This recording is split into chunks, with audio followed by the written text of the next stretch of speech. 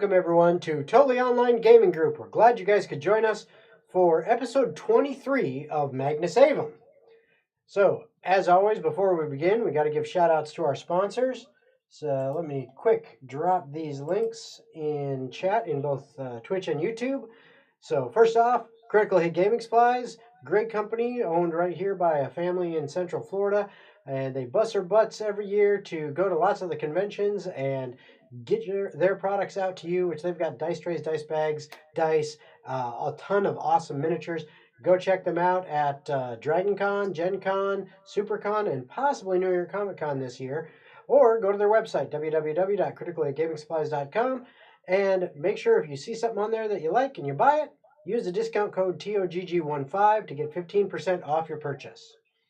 Next is Fanroll. Fanroll is another amazing company. They have some really, really great products, some really cool dice, some different stuff than what Critical Hit Gaming Supplies does.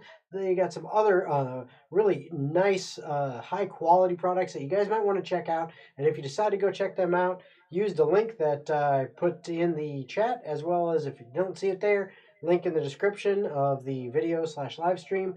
Check that out. And if you do buy something from them using that link, that's going to help the channel out, so we really appreciate it. So consider using them.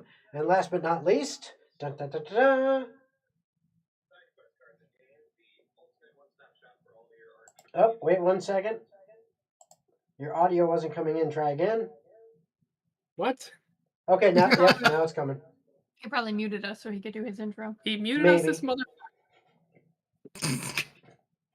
All right. So, SideQuest Cards and Games, your one-stop shop for all your RPG gaming needs. Should you need dungeon terrain tiles, dice, dice bag, dice tray, journals, any kind of D&D home good, we have it available. Candles. We also happen to sell Magic the Gathering as well as other games such as Werewolf or Pandemic. If you're looking for any kind of games, we've got them. We ship anywhere to the United States for free. And we have an affiliate code with Totally Online Gaming Group. It is TOGG, T-O-G-G, for 10% off our already amazingly priced store. So please go ahead and check out our website. Make a sale, we'll get it to you within acceptable time frames. Whatever USPS allows.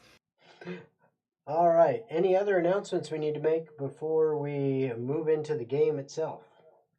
We will be at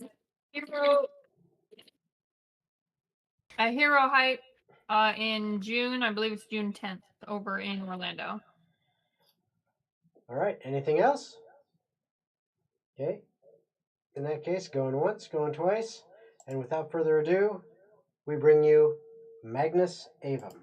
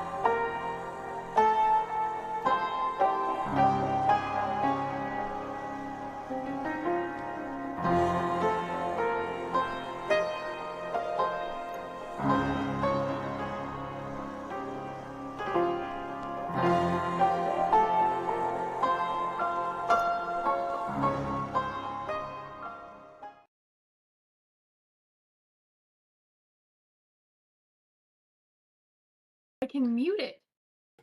All right, we are back. So, before I turn it over to Andrew, just want to say welcome, everyone, and hope you have a fun time. And, well, Andrew knows this. Andrew, what happens if they super chat us some suggestions? Well, if you decide to super chat us and or get in touch with us, maybe spend some of those lovely channel points inside Twitch, you can directly impact the game in all sorts of fun and fantastic ways. Be creative. Give us some ideas. You never know what I will actually accept live right in front of you. All right. In that case, Andrew, it's all yours. Alrighty. Well, as we enter back into, well, I guess episode 23 as we work out. Getting weird sounds. Okay, there we go. 'Cause Sorry, you're we're eating. doing this I'm online not now. apologizing. I'm hungry. That's not what I was hearing. If you It was wanna like an wait echo. for a bit, hun.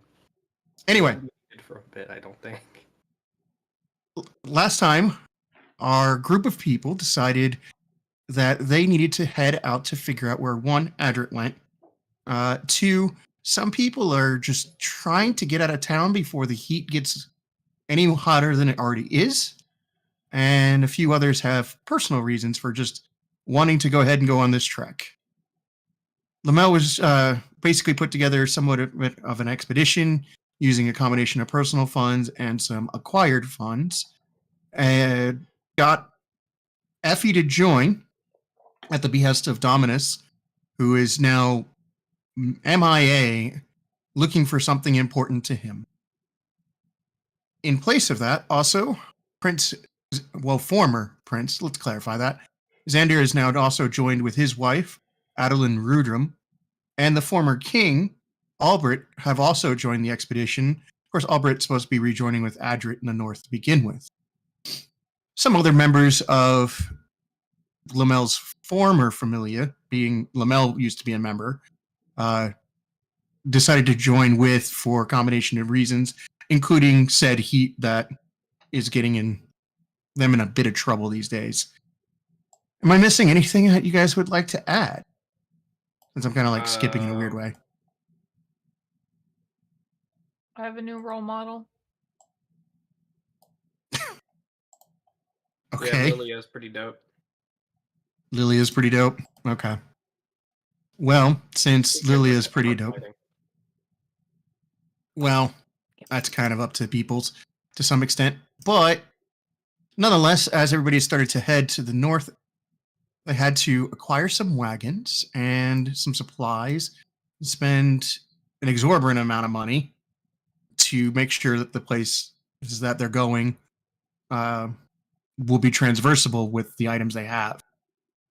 Being said, they find themselves miles north of the capital, starting to truly get into the wilds as they are leaving Balsan's controlled territories and going into acquired territories, just colloquially referred to as the Northern Territories. Yeah, I'm going to keep saying that word, I guess. It'd be like wonderful, right? Anyway, nonetheless, as they go into the Northern Territories, they find very quickly that the night's colder than they expect. At least they prepared. The days are harsh. The snow that is ever persistent on the mountain peaks burn the skin just as much as a person in the field might. Tree cover is sparse in some places, unless they intentionally want to get themselves wagon rutted into mud and muck or into rocky hills, which most of the time I'm sure they're avoiding. Now, a couple days into the entire thing, a small friendly altercation, I'm going to put emphasis on friendly, occurred between Effie and one of the new members, kind of with them, not so new to Lamel, but new in general to everybody else, Lilia. That little bit of an altercation was for funs and games that saw Lilia getting the best of Effie in a small combat. I believe when we left off, there was a challenge left. Oh, yeah. Yep, Was that Lilia decided to leave an open challenge, and Lamel accepted. So, Lilia, being more than aware of what Lamel is capable of, waits after suddenly getting a couple of small spears that you guys have from the group. They're footman spears, and creating a ring circle this time. And she then approaches Lamel with a bit of a shyness that is not normal in her character, except when speaking with Lamel thus far. Her body language is slightly more reserved than she would otherwise be. Which weapons do you want?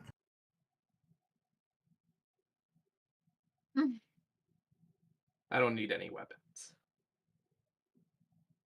I had a feeling. If that's the case, what is the condition? I believe we already decided to first blood. However, should we add an additional stipulation of being able to forfeit at any time prior should you not feel that blood is necessary? Okay, that Mercy works. rule, if you will. I don't see you actually using that, but all right.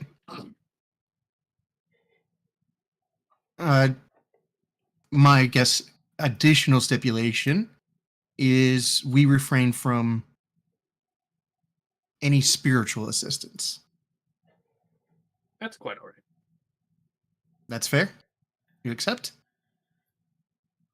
I accept. I just see Jen over here shaking her head going, this doesn't sound like a great idea. Lilia basically walks into the circle of spears. More enough room to move between them, but they just kind of demark the gladiator circle. On cue, the few members of the Familia that are present, mostly two others,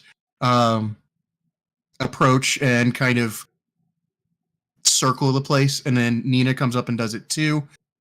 It's almost like a ritualistic that some people might have seen before.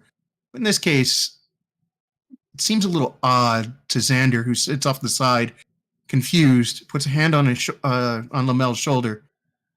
Are you certain this is wise, brother, to box in the wilderness? Nothing bad's ever come from friendly sport. After all, if something were to happen, this is a pretty fair warm-up. Would it not wear you down? No, this will be over fast.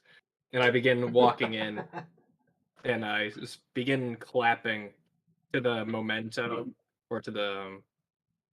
God, memento is not the word. To the beat of the drum.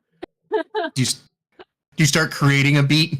Yeah, there's a word that starts with an M that I feel like is music-oriented. It's not metronome, but like, it's in that It's line. like right there. I'm missing it. I know it exists, damn it. But yes, I begin creating a tempo. That's it. As I begin walking into It does the... not start with an M.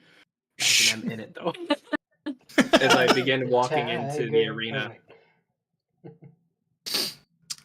So the ones that are on the side of the spears that are watching start matching this.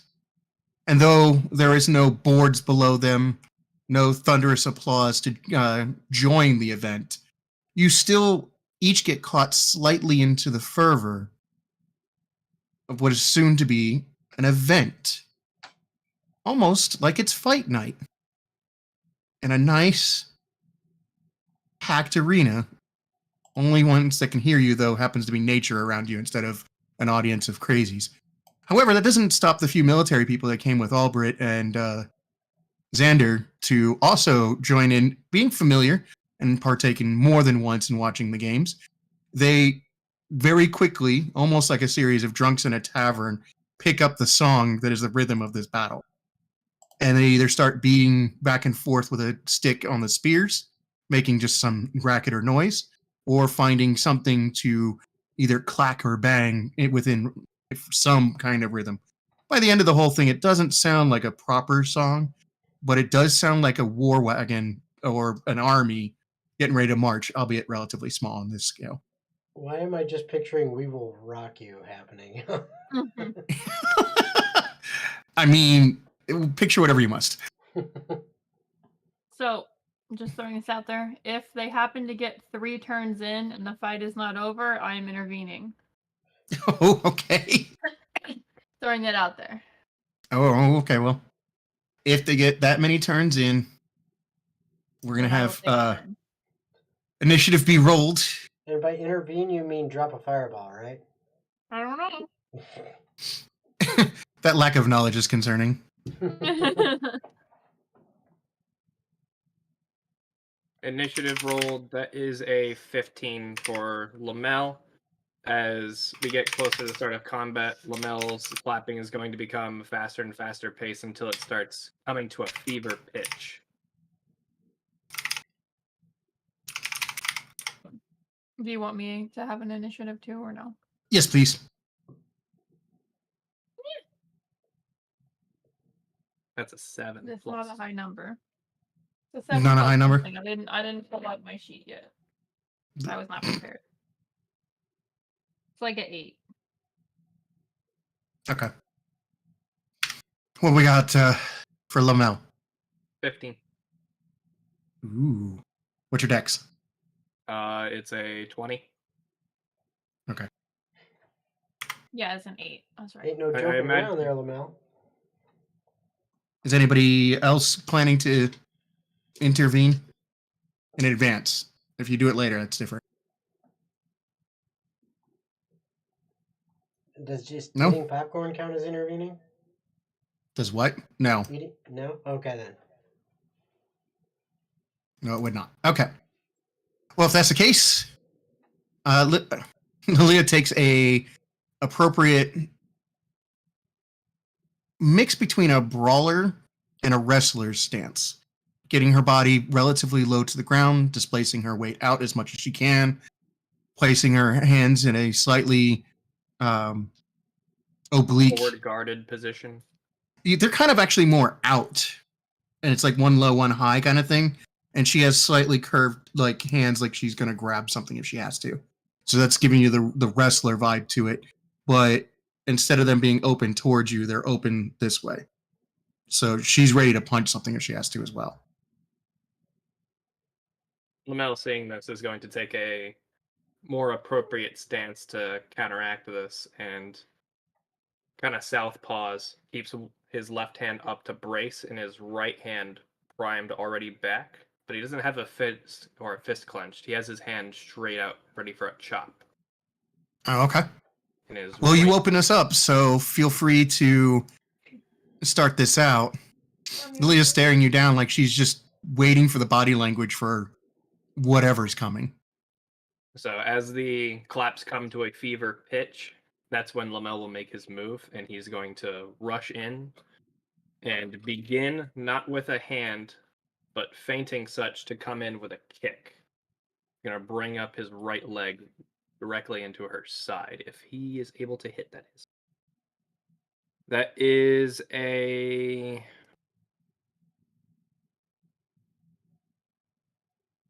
21 to hit. Okay. So yeah, you're gonna successfully strike her. All right. With that one attack, he's going to then go in for a second kick with the same leg, seeing if he can get lucky. That's a 19 to hit.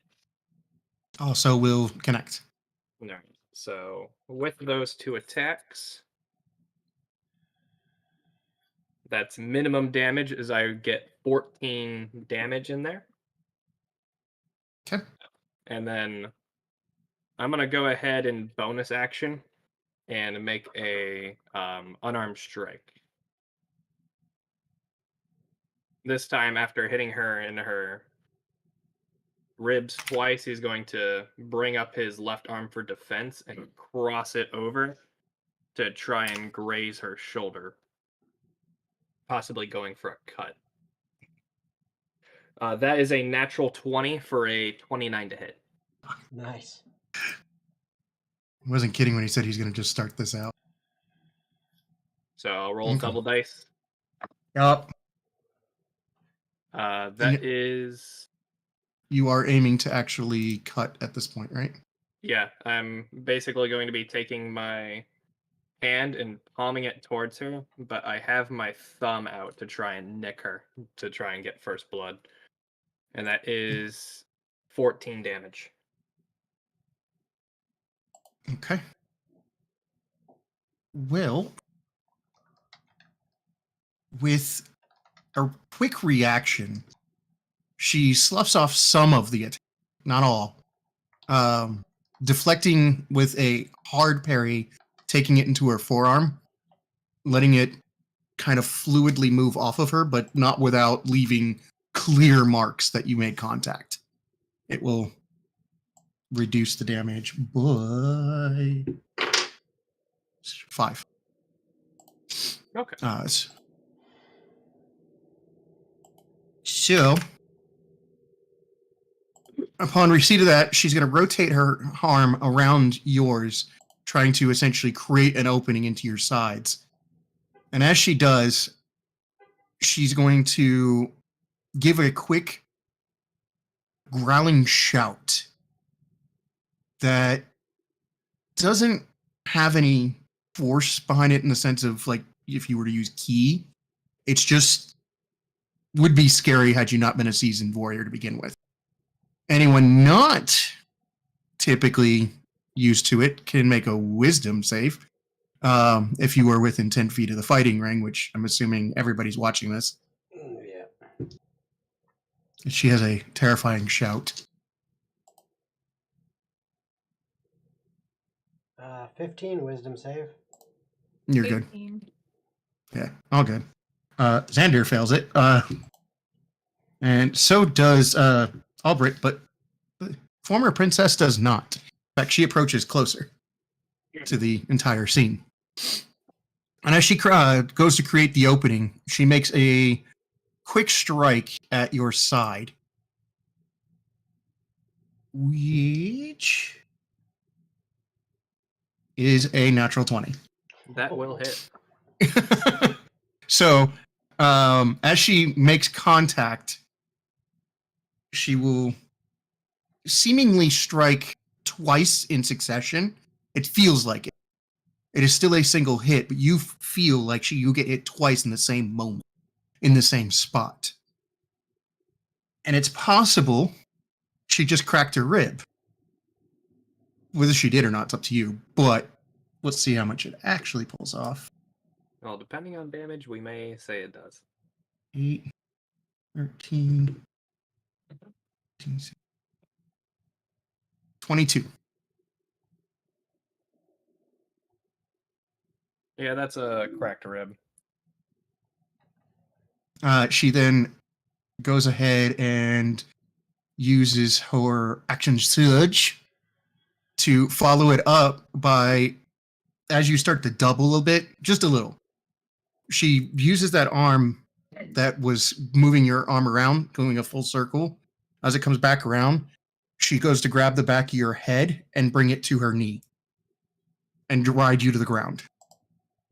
That's her intentions. And that is a 18 plus 3 to hit. That'll hit. So 21.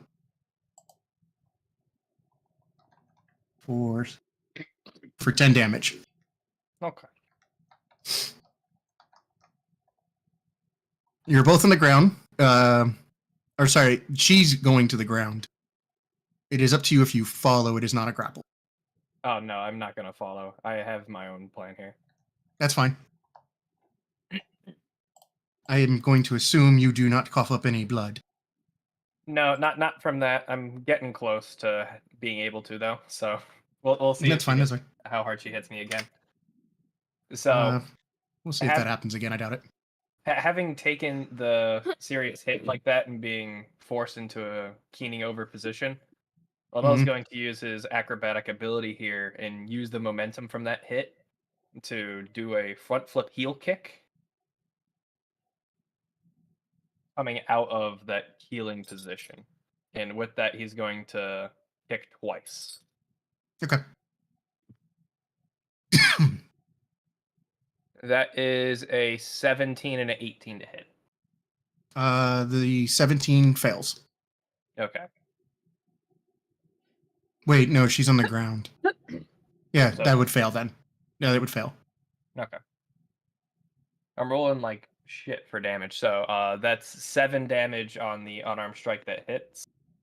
There you go. I'll bonus action here, taking her a bit more seriously here. And I'm going to flurry of blows. Is she like actually laying on the ground or what's happening? No, so when she went to the ground, she basically fell to all fours and is using that as like a leverage point to spring back up. So when you Gotcha. strike her, she's essentially going to lose a little bit of balance, but not enough to fall prone. Mm-hmm. If that is the case, if she's down on all fours, I'm going to use this as an opportunity to try and bust at her arm some more. Okay.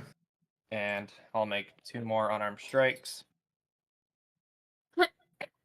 That's a 21 to hit and a 16 to hit. So 1 of 2. Yep. For another 8 damage. Okay. And when I hit with one of my flurry of blows, I'm going to go ahead and have her make a dex save. Not a key ability, right? This is just stunning. This is a open hand technique. 23.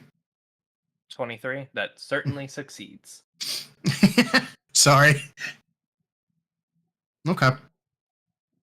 So as we enter the bottom of the second round, she decides to move along the ground in a odd fashion, using at first what seems to be all fours. She kind of like springs herself around into a weird tumble, but uses the movement to flip backwards, kind of like how capoeira will make a maneuver and look like it's going in one direction, but in reality it's about to come back the opposite. And she essentially inverse missile drop kicks you upwards with straight legs. Hadouken! Oh, sorry. It's a 18 to hit. That meets my AC. She is going to use it as a maneuver to shove you back 10 feet. No damage. No if that's damage? okay. Nope, she's just pushing. Okay. Actually, I probably was supposed to announce that I'm doing that beforehand, but we'll do that in the future. So as you're at the edge of the ring, I need you to make a dex save, not to kick accidentally one of the spears. That is a 13. You're fine. Very easy save. That makes it your turn and top of the now third round. Okay. Just for clarification, you rolled a 4. You just have a high dex. It's still above a 10. I don't care how you got there. All right. Seeing as this fight is continuing to escalate, I'm going to go ahead and try and slow down the tempo by slowly approaching rather than just charging her. Not allowing her to gain any kind of momentum there. And I'm just going to go for light jabs towards the midsection. Okay. That is a 25 to hit and a 18 to hit.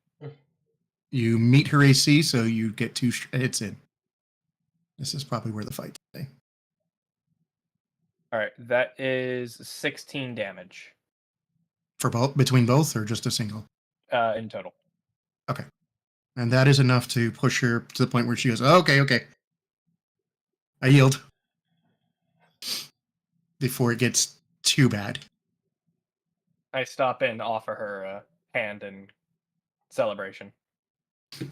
And she raises your hand up and does like the little circling thing with a 14 performance for anybody that matters, which is going to be the NPCs. And there's a bit of raucous cheering, and someone's already somehow got something to drink, and they're passing around canteens of it. Oh, I was gonna say that Effie has grabbed 2 drinks, walks in, hands one to Lamel, and one to his opponent, and looks at her and says, "Impressive." I'm gonna really nurse my stomach wound there, and also try and make a performance roll to like really show that she whipped my ass there for a bit. Okay. She's taking the drink from Effie at the moment, but still watching. That is a 13 to performance. And now she rolls like crap. Okay. So she doesn't realize it's a performance, immediately freaks out, shoves the drink back in Effie's hand, and goes over to lift up Lamel's shirt. She goes, stay still. Stay still. Realizing she might have hit you too hard. It definitely is cracked and bruised, but I'm gonna try and shrug. I'll be like, "Effing, no, it's fine. It's fine. It's fighting. We get them all the time. I'm sure you're licked up pretty good too."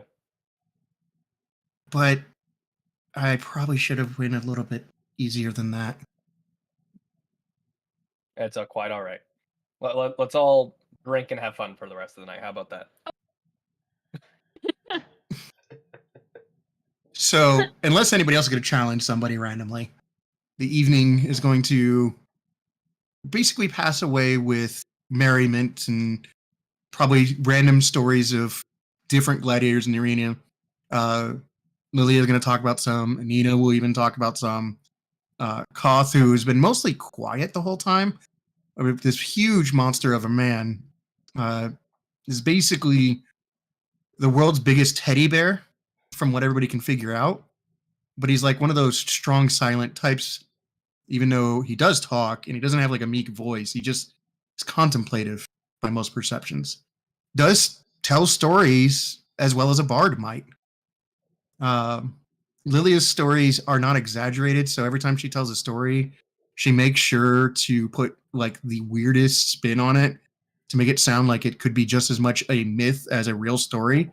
But she is not a good storyteller, so everybody is aware that what part is BS and what's not. Nina's stories scare everybody because for whatever reason, you don't know if she's full of crap or not, and if she's not, she's killed a lot of people in the arena. Like a lot of people. Well, I've got it from somewhere. It's more of like one of those things where she fought in a different time, where occasionally calling for deaths in the arena, i.e., convicts being put in there, or deserters and stuff like that, were thrown in there. So she was kind of ordered off and on to actually kill people in there, and some of the stories come out like more or less an executioner. Yeah, and she is not happy about it, but they're stories she thinks are important, so she always keeps telling them to anyone that's never heard them. And she's really specific about looking at Xander with this multiple times. It's very much a just so you know what your father was okay with. Well, I'm going to lighten the mood by playing my pan flute and trying to increase the revelry rather than have it be a fucking blood sport night. There you go. Anybody do anything special as the night sets in? Ooh, nat 20 for a 24 on performance. Dang. Keeping that melancholy out of it. Mm-hmm. Okay. So the evening is going to pass without much more of an event. The next couple days are really just trudging through low mountains, skirting what timberlines you can to avoid actually ending up in the sparse forests that are here. Staying in the valleys, occasionally either Koth or some of the soldiers that came with will take the time to cut away some of the overgrowth that is started to take over the roads that were built here. The roads are heavy cut stones that were laid a long time ago. They actually look hundreds of years old in some cases. Now, whether that's because weather has beaten them and they just have that appearance or not is hard to tell. But most of these slabs are like 2 to 3 feet thick, and they're uneven in as far as cut. So it's not like a clean square that's just been dropped in lines. It's parsed out so the road changes and flexes in size, kind of like waving like a river might through the valleys themselves. And you can tell that the stone is basically large slabs that have been knocked off the mountains that are nearby, probably pulled down with ropes or something like that is a good guess. But they were definitely chiseled off the mountains and intentionally avalanched down into position. Would be a good way of thinking about it. And then the debris removed. At this time, the overgrowth has started to overtake, where young trees are starting to grow through some of the stones where there's spaces. The mortar's long since broken down that used to keep the stones together. Grasses and whatnot would grow up in certain places that the road itself may be passable, but you can't see it without cutting away some of this. Thankfully, you not only have very strong, heavy-duty horses, you also have reinforced wagons that just don't care that they're roughing it. What does care is all your feet. Most of you have spent your lives in cities, and it's really painful after a week of this, of constantly watching your ankles do this with every step. It's just one of those things where you're just not used to hiking long distances like this. The military people probably are, but city dwellers that live there long term or most of their lives, this would not be a pleasant experience in the long term. So spend time getting in and out of the wagons, things like that. Anything special you guys come to mind that you would like to see, do, or otherwise while you're in this travel that you're trying to spot? Lamel's just going to spend most of his time at this point just sketching the landscape and getting inspiration for his paintings. Maybe if we have a long mountain pass that we have to go through, he may actually take out some inks and some paints and actually paint out like a sunrise or a sunset or something across a horizon line. So at periods, so you'll probably travel, give or take 8, maybe push for 10 hours a day. And there'll be large breaks in this because the horses will have to stop. Mm-hmm. So you're probably realistically traveling over as much as sunlight as you can get away with. And then stopping every 4 hours so the horses can essentially rest, chill out, and whatever they need to.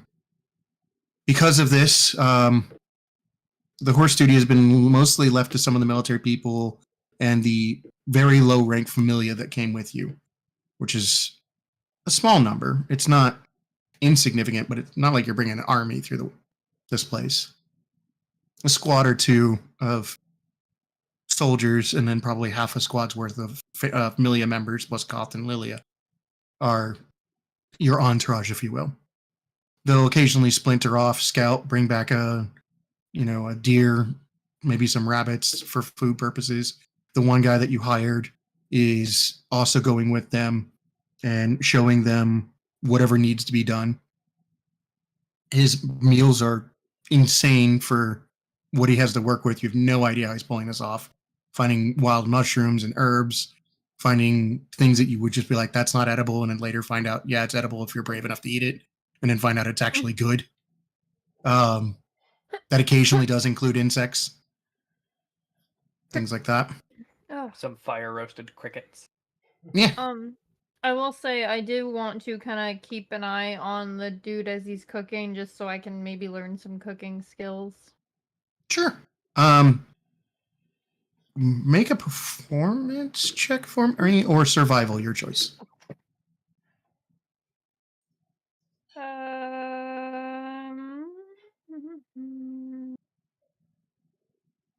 Performance it is 10.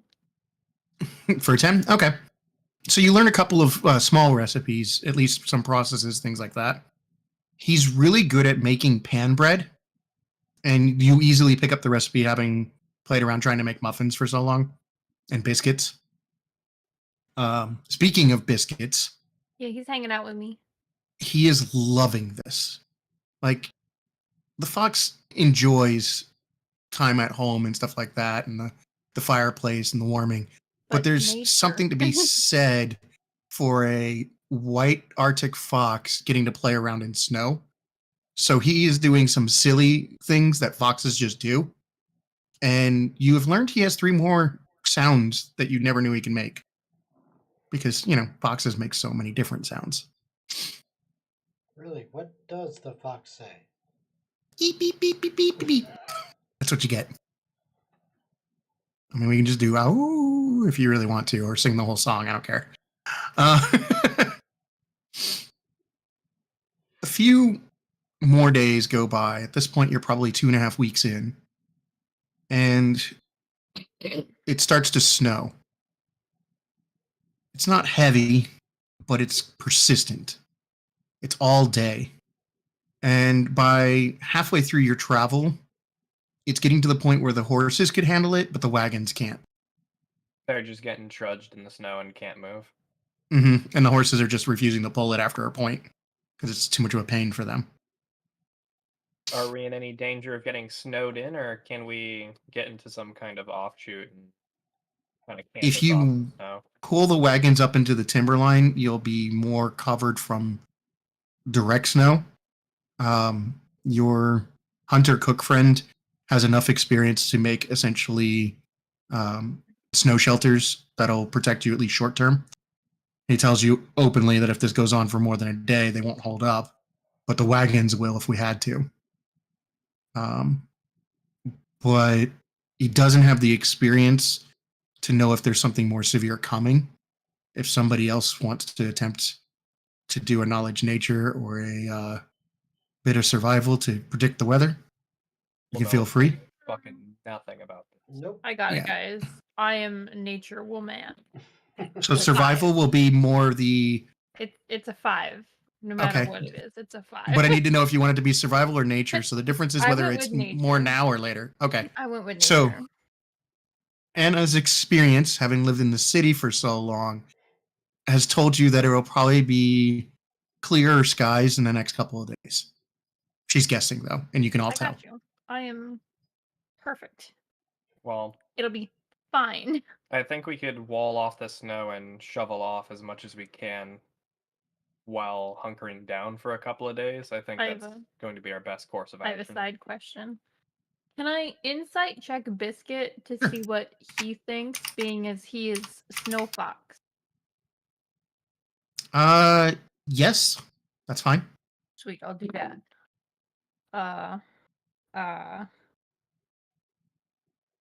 13. 13. Trying to do math. Okay, so with a 13, you get the impression that based on behaviors where you're seeing Biscuit take efforts to stay under things, isn't going out as far as he did.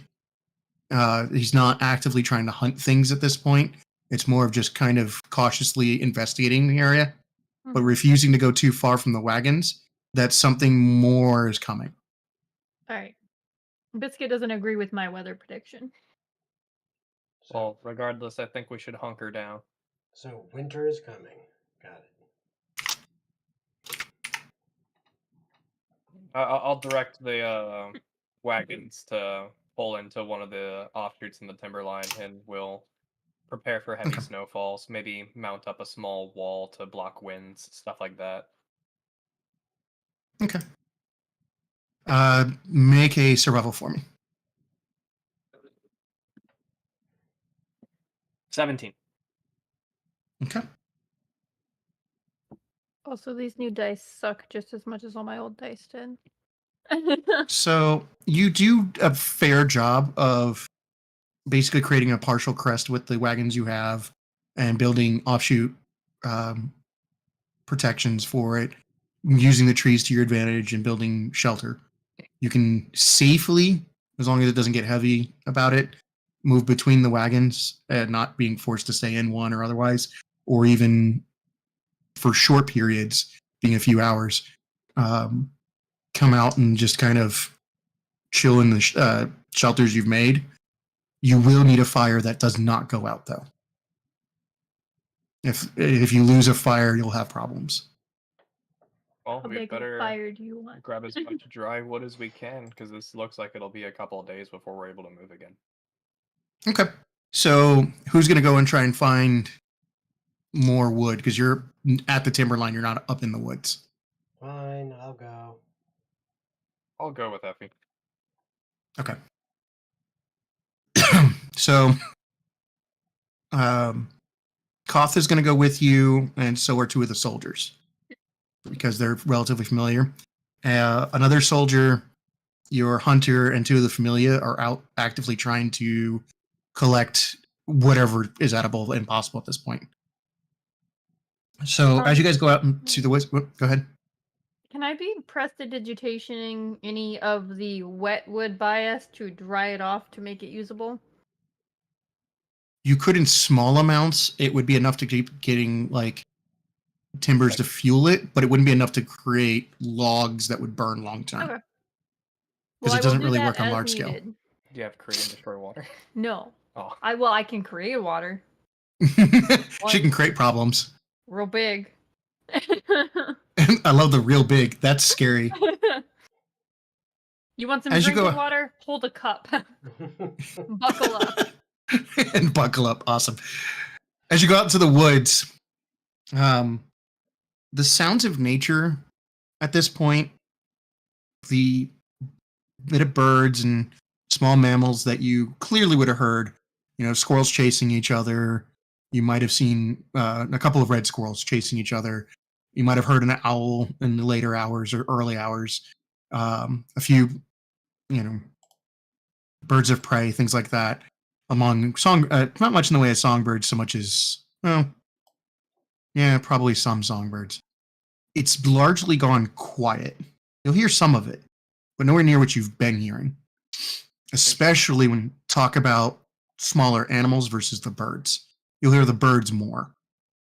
It's almost like things are starting to hunker down. You'll even see, you'll catch a glimpse of an owl with its partner and like 3 or 4 others kind of in a hole in a tree, and they're all like hunkered into it.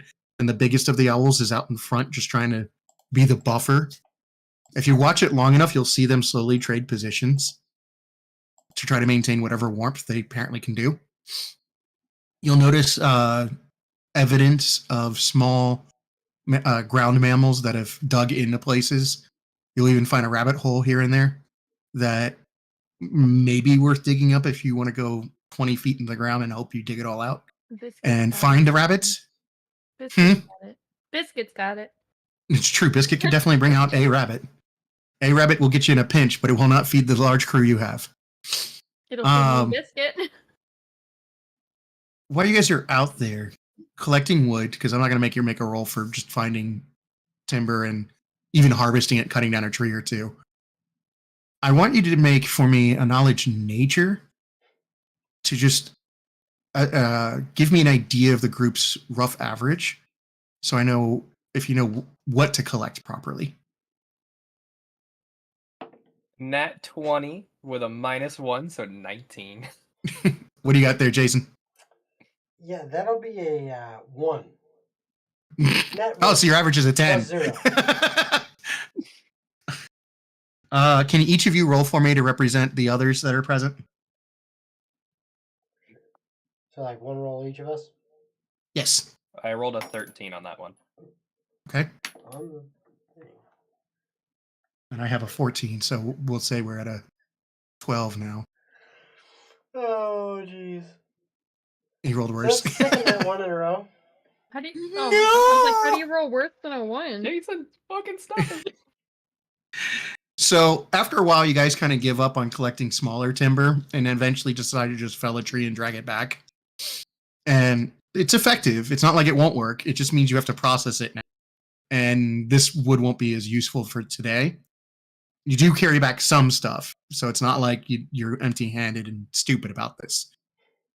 But when you bring it back, Nina's probably the first to tell you that you're going to have to strip all the bark off of this to make it even remotely burnable, unless you just want a bunch of smoke inside the shelters and into the wagons. In which case, you feel free to light it on fire. And then she picks up an axe to help. Do what? I'm sorry. Said, you know how I liked my smoked meats? You'll be the smoked meat if you do this. As the night settles in, Biscuit brings back probably a rabbit. We'll go with it. And probably a squirrel after a while. Which, good for a stew. Not really useful otherwise. The hunting party also brings back mostly small mammals. And a bird or two that were managed to be found. They don't find any large game, and you're quickly told that at this point, given how scarce it seems to be, they're expecting this is going to be a few days thing, because usually these animals will find places they know are wind sheltered. They'll huddle together and they're not going to move. They're also not seeing any evidence of bears, which is a huge indicator that something bigger is coming. Well, I guess it's cuddle weather. So you have 4 soldiers, 5 familia, a prince, a princess, a king, all formers, and then your group. Andrew, heads up. I'll be right back in just a minute or two. You You good? guys continue on. 15. And if you cram into the wagons, you can get probably 12 people in. Because your supply wagon, of course, is not as useful for that. The Well, idea keep was in mind, I am smaller. I don't know if anyone else is also smaller or if they're all adult-sized humans. you're Yeah, also but at this point a teenager, so You're like a 5-foot thing. I imagine I was still pretty short, all things considered. You've also got a little animal that takes up the extra 1.5 feet. there you go. I tried to help you guys. It's fine. Andrew, I've got one idea I'd like to run by you. Yeah, shoot, go for it. So, having seen the way like the rabbits and the other animals will make small holes in the ground to try and hunker down from the cold, Mm-hmm. would it be a valid strategy for us to also dig down like maybe a 4-foot hole and then have like a raised fire bed in the center? You could. That's reasonable. Okay, Lamel's gonna focus a lot of his energy on that, and then maybe afterwards finding a way to make a small covering for people who are gonna crawl inside of this. Okay. And then we can take shifts of suffering in the cold and then hunkering in the wagons. Makes sense. So as you're working it all out as to, how things are gonna go and digging out the pieces, you're gonna get mostly help from your direct familia that's there. And Xander. Xander's definitely gonna be willing to dig. You're gonna find really quick that though Adeline has been going with you guys, his wife is spending a lot of time studying nature in and around you, the general environment, the paths, almost like she's trying to remember something, or she's trying to essentially like you're doing scenery pictures, Lamel is. So he gets the idea of trying to memorize what you're looking at for the purposes of reproducing it. She's doing something similar, but it's somehow with an eye that is more aware of what she's looking at. But past this, she's not making a whole lot of effort be helpful to the group. So, An estranged princess who's been practically a hostage for X years. That's reasonable to not want to help, so I'm not bothered by this. Can I insight to know whether or not she's been here before? yeah, go for it. Yeah. You always roll so good on those insights. 21. You get the strong impression that she's been here not just once, but more than that. Like she may be even familiar with the path. Well, And it's just something's not right to her. I'm gonna go cozy on over to her. And do you know any better locations than this one to be hanging out in? No, not really. What Hmm. I do know is this weather is not positive. No shit. No, like being more specific about it, I'm expecting a blizzard within the next 2 to 3 moons. Okay. I don't know how to do a blizzard. Well, these efforts will be well and good until that point. We're going to have to make something slightly more permanent. Or, if my memory isn't failing me, has been 20 something years, we should be approaching Liba. Is that a city? It is a traveler's inn and merchant region. To my knowledge, it's still there, and it is still cared for and tended. It was used for, well, the kingdoms used it to go out into these territories. I can see no reason why not. We could. How far out? I can't be perfectly accurate on this. 2 days. All right. Well, I would like to go make the rest of the group aware of said information. I can have Biscuit scout, but it's gonna take him 4 days to get there and back. Yes, your fox is useful in the immediate. It is not going to be very useful for. Have an idea. Wait. Child, you've learned some of the ways of spiritual ritual magic, right? Ish. Still working on some of it.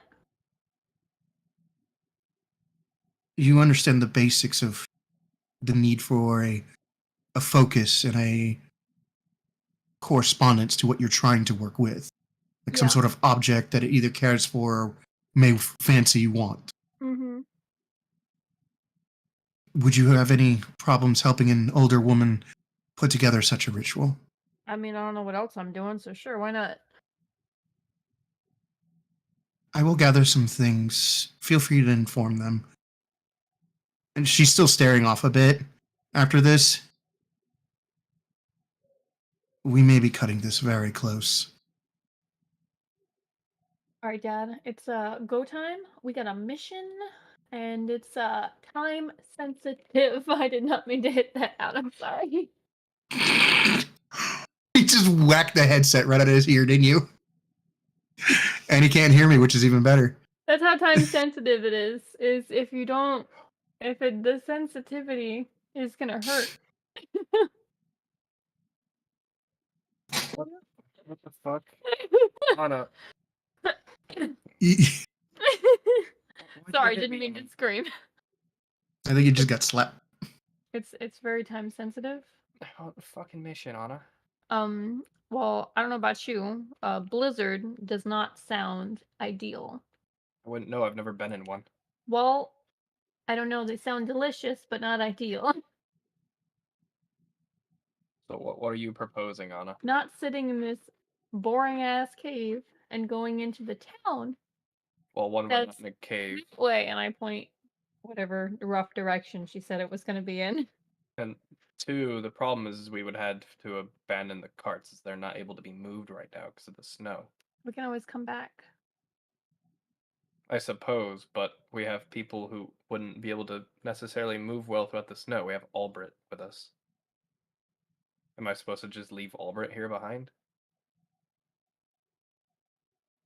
Sounds like not my problem. He can come with us or he can chill here on his own. I personally prefer a bed over this. Xander, Yes. would we be able to take one cart and prioritize moving it to the snow quickly to make it to another town? Actually, how many horses do we have? 6. No, We way more than that. We have We can- 4 per big cart and then 2 for the other cart, so we have 10 total horses, I think. we can Yeah, it should be 10 horses. unhook some horsies, put some of the weaker people on the horsies, and boop, boop, boop, boop. Well, the weaker people need to be in the cart to not be privy to the temperature. We But if we could fashion 6 horses to the supply cart and fashion 4 to one of the light carts. Just covered enough. They should make good time. Or at least the same progress we were making. Which would get us safely to the town that's supposedly 2 days' journey. I've never heard of this town, but I'm not familiar with the area at all. Has anyone else in the group heard of the town? As I ask everyone else in the group casually. Oh. Then, hold on. We have to have a map or something. Yeah, it's not on the map. This isn't. Do I recall anything of it existing? Nina does recall something. The Liebenwolf is a stayover hostel and hotel. It has a tavern and some rooms. It's Do you like designed to that survive blizzards. tavern? You're right on that. I do like it. I say those who, quite frankly, would need to and not be able to brave the elements. We could make a small advance party and have them go up to the hostel. Then the rest of us either make the journey separately, abandoning the cart, or we brave it out in the wilderness. My vote's on the tavern.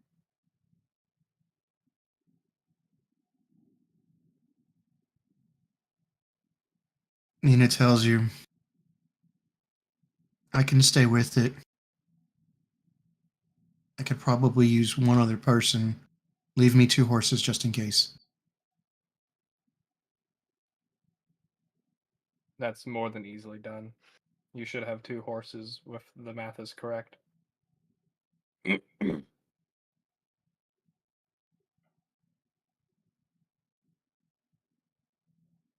Hmm.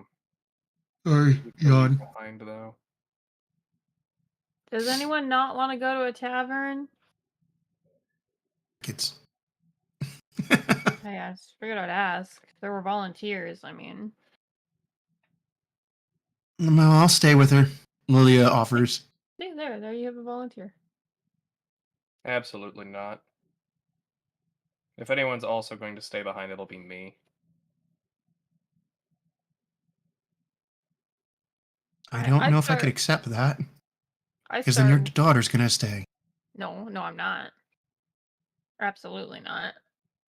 I'm already preparing my ass to go to the tavern. Yeah, her pack's already packed. That's all right. Me and I Nina could can do hunker it. down. The cook. Koth goes ahead and says, I could do it. All right, you know what?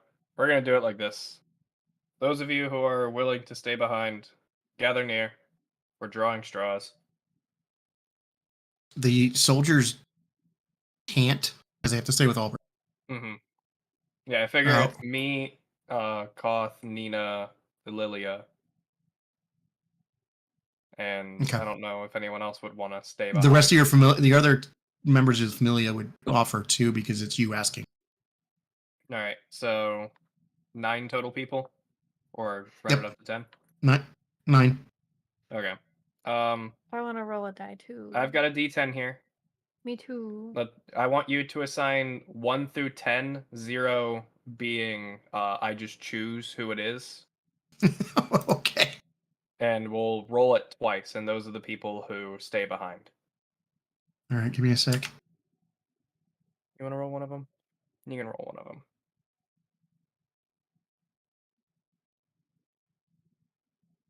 I don't know.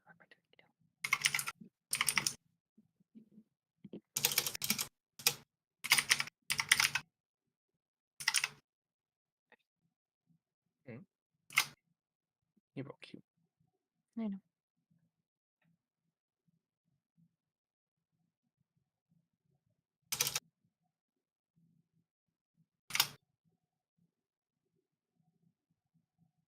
I like how we went to get me new dice. All we did was give me another shitty dice, and we got you more nice dice. Yeah, I know. I keep telling you you need nice dice. And then Yeah, you and I don't keep get 'em. not getting nice dice. I'm trying to figure out who all the people are. Unless Anna is actually going to be a member of that. Anna is not. And I don't want to stay in the cold. Absolutely not. I will fireball every day if I need to. Because I got 6. What am I missing? Or you just do 6 and call it a day. I got a D6. Look, it's right Well, here. we had some unassigned hires that joined in during the time skip, so they're not really named individuals. Yeah, it's fair. So we can just do the 6 and have it be people who fucking matter. Okay. All right. Roll your D6. Labataki. Actually, I got an 8. You can do 8. Well, All right. different roll a rubber D8. ducky. Number 4 and number 7. That's Koth and Typus, which is one of the new ones. You already know.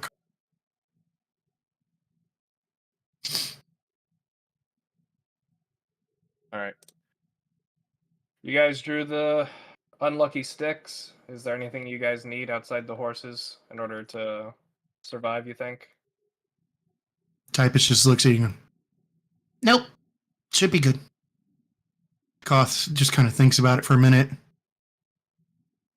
I would like some help felling another tree before you go. I'll fell a couple for you. I grab an axe. Lilia just goes one-handed with a two-hander axe and just starts walking. The three of us just go out and just start fucking thwacking down some trees.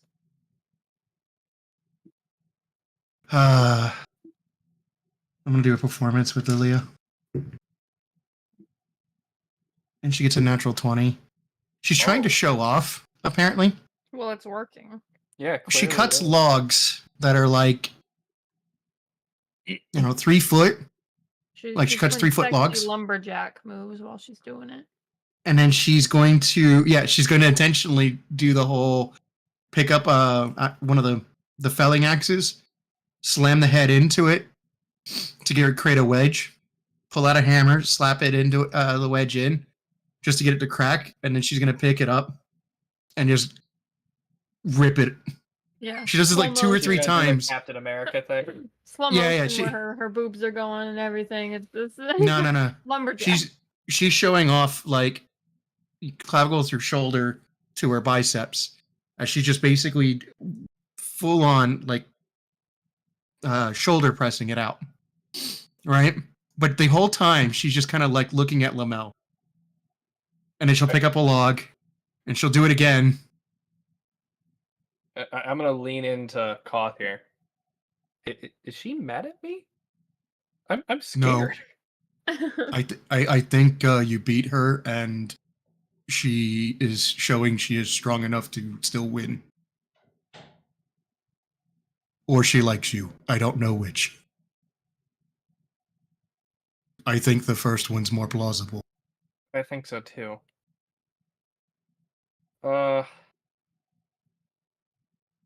I'm gonna like kind of avoid her for a little bit because of that, like just out of like intimidation. You take it as intimidation instead of performance. Yeah. Okay. I'll steady a wedge for Koth so he can like try and just smack it or like split a tree into while it's still standing, just trying to like do some shenanigans and have some fun before we have to abandon him to death. So while Lilia's showing off to do this, Koth is such a big man and just like he's built to have muscle used, and he just basically goes split, split.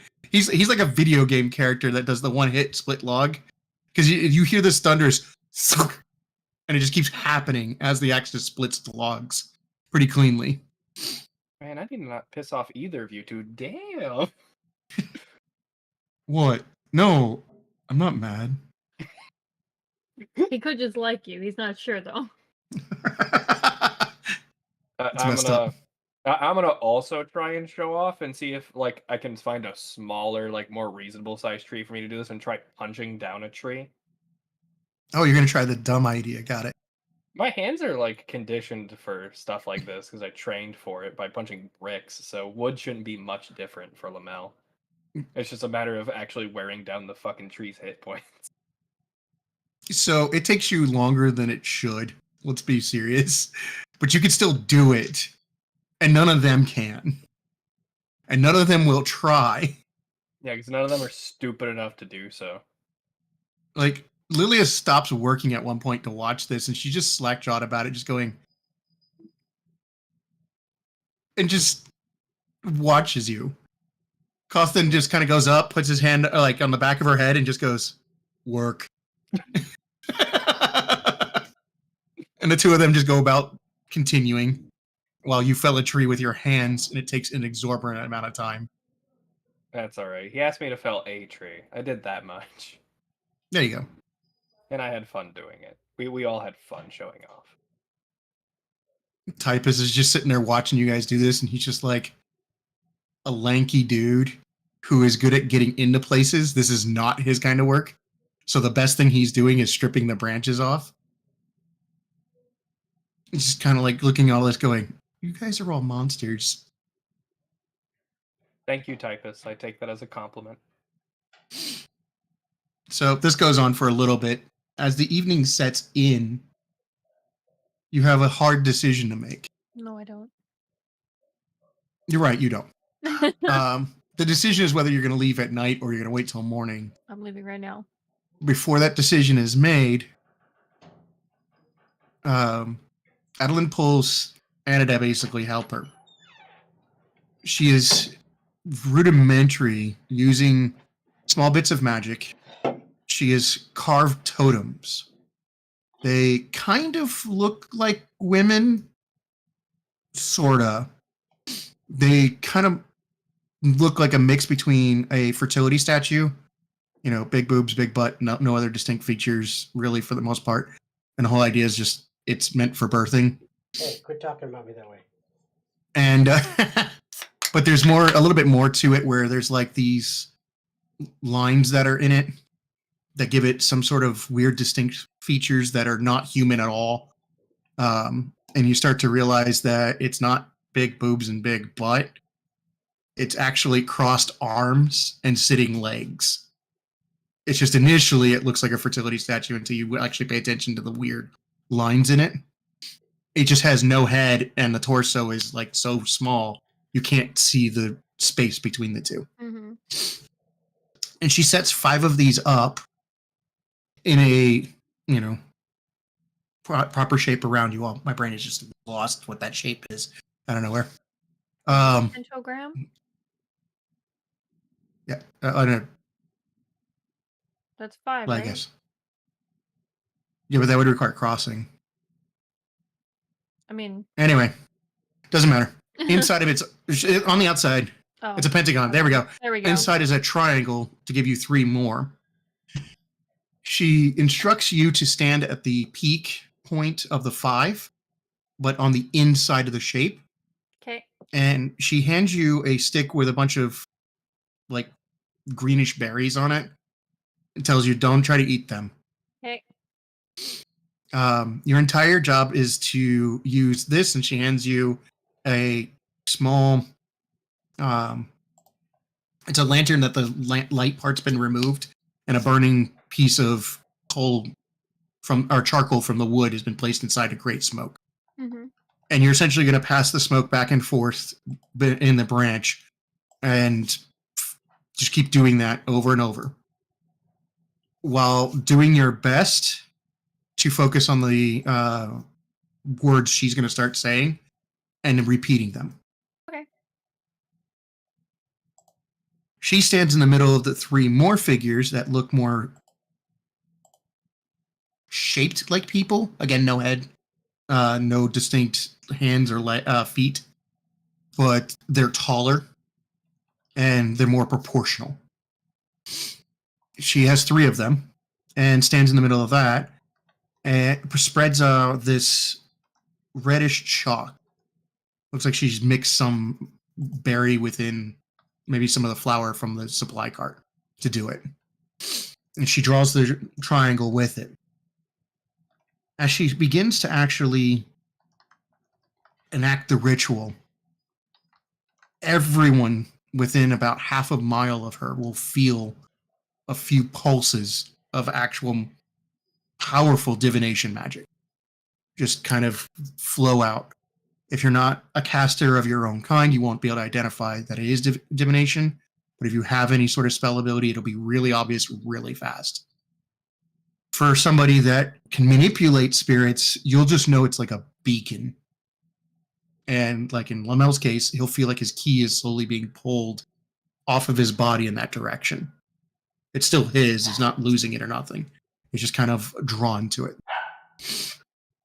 all the color bleeds out of any living thing on the side opposite of where the sigil has been drawn. And the colors on the side facing it get more vibrant, just way more stark than they should. And the snow kind of turns slightly more translucent than it would otherwise.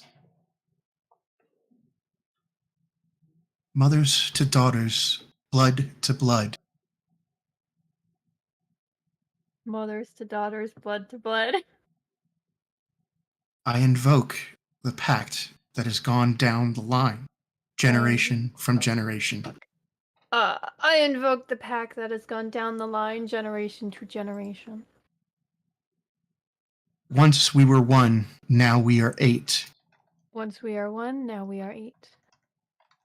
Tribes splintered, lands lost. Tribes splintered, lands lost. Show me my way that I might go home. Show me my way that I might go home. As the magic starts to complete, I need you to make an Arcana check for me. Fuck. Can I make an insight? Nope. Yes, you can. Nope. Wait, I'm sorry. What am I making? I stopped paying attention. Arcana. You're making Arcana. 17. Okay. Can you please expend your highest spell slot? Done. That's a 9 to insight. You know this magic is something that would not be used in Balsan. Like, just kind of looking how it's set up, hearing what's said, feeling how this magic feels. It's not perverse, it's uncontrolled. Which is something no sane user of magic would ever do in Balsan. Past that, you don't have much else. Does Effie have anything? From the weather, probably catching a cold. No fuck. Effie's been in the military and has been around some instances of magic tech soldiers and stuff like that. Yeah. People that wield magical items and artifacts as a matter of course and duty. Make an arcane check for me if you can. I can roll Arcana it. I'm check. not going to make it. You never know. It's a 2. Try. No, I don't think he's gonna make it. I saw that Okay. roll. Yeah, it's okay. As the spell starts to complete, you see Xander just kind of take a few steps back. Nina notices it and gets this suspicious look, not at him, but now at Adeline. And reaches for her small hand axe that she carries on her back waist all the time. If she gets closer, I'm not going to say anything, but I'm going to look at her, and if she gets closer, I need to do something with that look. Okay. The soldiers all back up. Albert immediately kind of starts shielding himself a little, like just physically putting his body behind objects for cover. The spell completes, and this lance of light, slightly green in tinge, leeches off every tree and plant that's in visible sight and goes right at Adeline. As it strikes her, it slams down into the ground, flows out like water into the effigies. The first 3 act as a barrier, not letting it out, and it fills the triangle as a column that rises up into the sky, filling like water. And she starts to float as if she is underwater herself. But you see no labor in breathing. She's fine. What the fuck? She's fine. This is normal. She's fine. A second set of lanced light flows out of the ground in browns and blacks and grays and whites, all mixing together into this off grayscale hodgepodge, and goes into the pentagram. Into the pentagon. Close enough. Fills it, and it flows into Anna just as much as it did in the inside for Adam. The effigies containing it. Normal. As this happens, I need everybody not in the ritual to make a wisdom save. Quit saying Totally. make.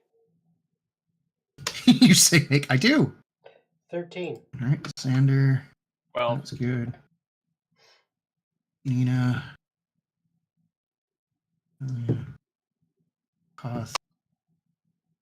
Soldiers. Familia. Okay. All the soldiers except one. All the Familia members that are extras, if you will.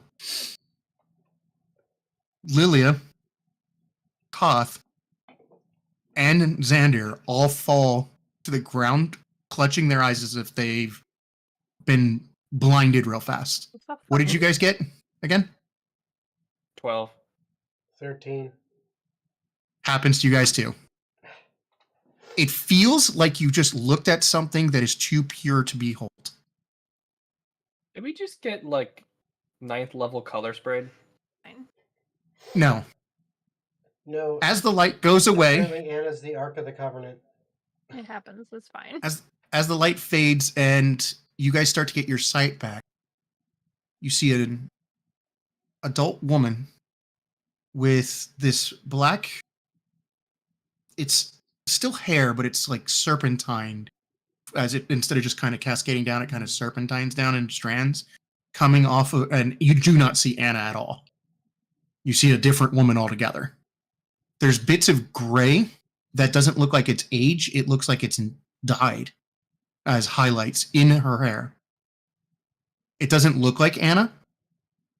The woman is kind of like a Bedouin or a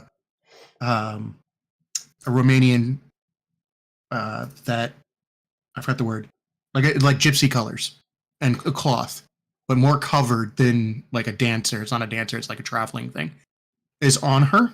The head part is kind of like flowing a little bit behind her for the hood instead of up. And it fades away in moments. And you see Anna standing there kind of dazzled by the event. For your sake, Jen, I need you to make a wisdom save. Cool.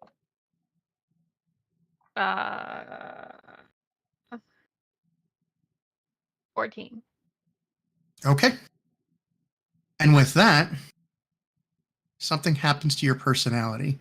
Cool. But we're going to go to break, and we'll discuss what that is afterwards. As nobody So sees that Adeline at something all. happens to your personality. So, we're going to go ahead and take a 10-minute break. Again, if you want to super chat us or send us messages in Twitch using your channel points, feel free to influence the game at this point, as they don't know what just happened, I'm a teenager. and nobody else will until we're come back. Again, it'll be about 10 minutes or so. Has anybody got anything else you need to add real quick before we take a break? I pull my gun for a moment. No, you don't. Not yet, you don't. Alrighty. We'll be back in approximately 10 minutes. Come back and see what happens.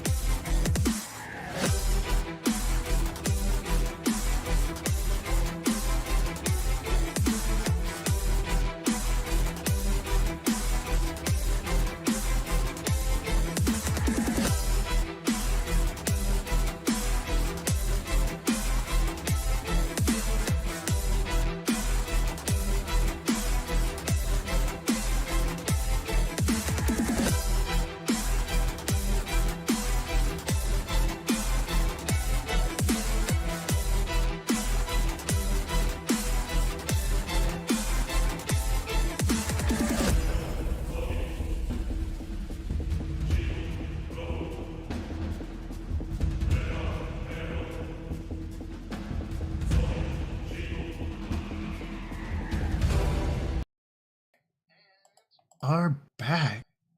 So, as the ritual completes, you see this visage of a woman with black hair that is almost like snaking around, some gray in there. This Romanian nomad like clothing, the hood down, jewelry everywhere, is left to those that have been blinded and flashed by the expelling of the magic from Adeline's ritual. It is only there for a moment, and then Anna replaces this figure.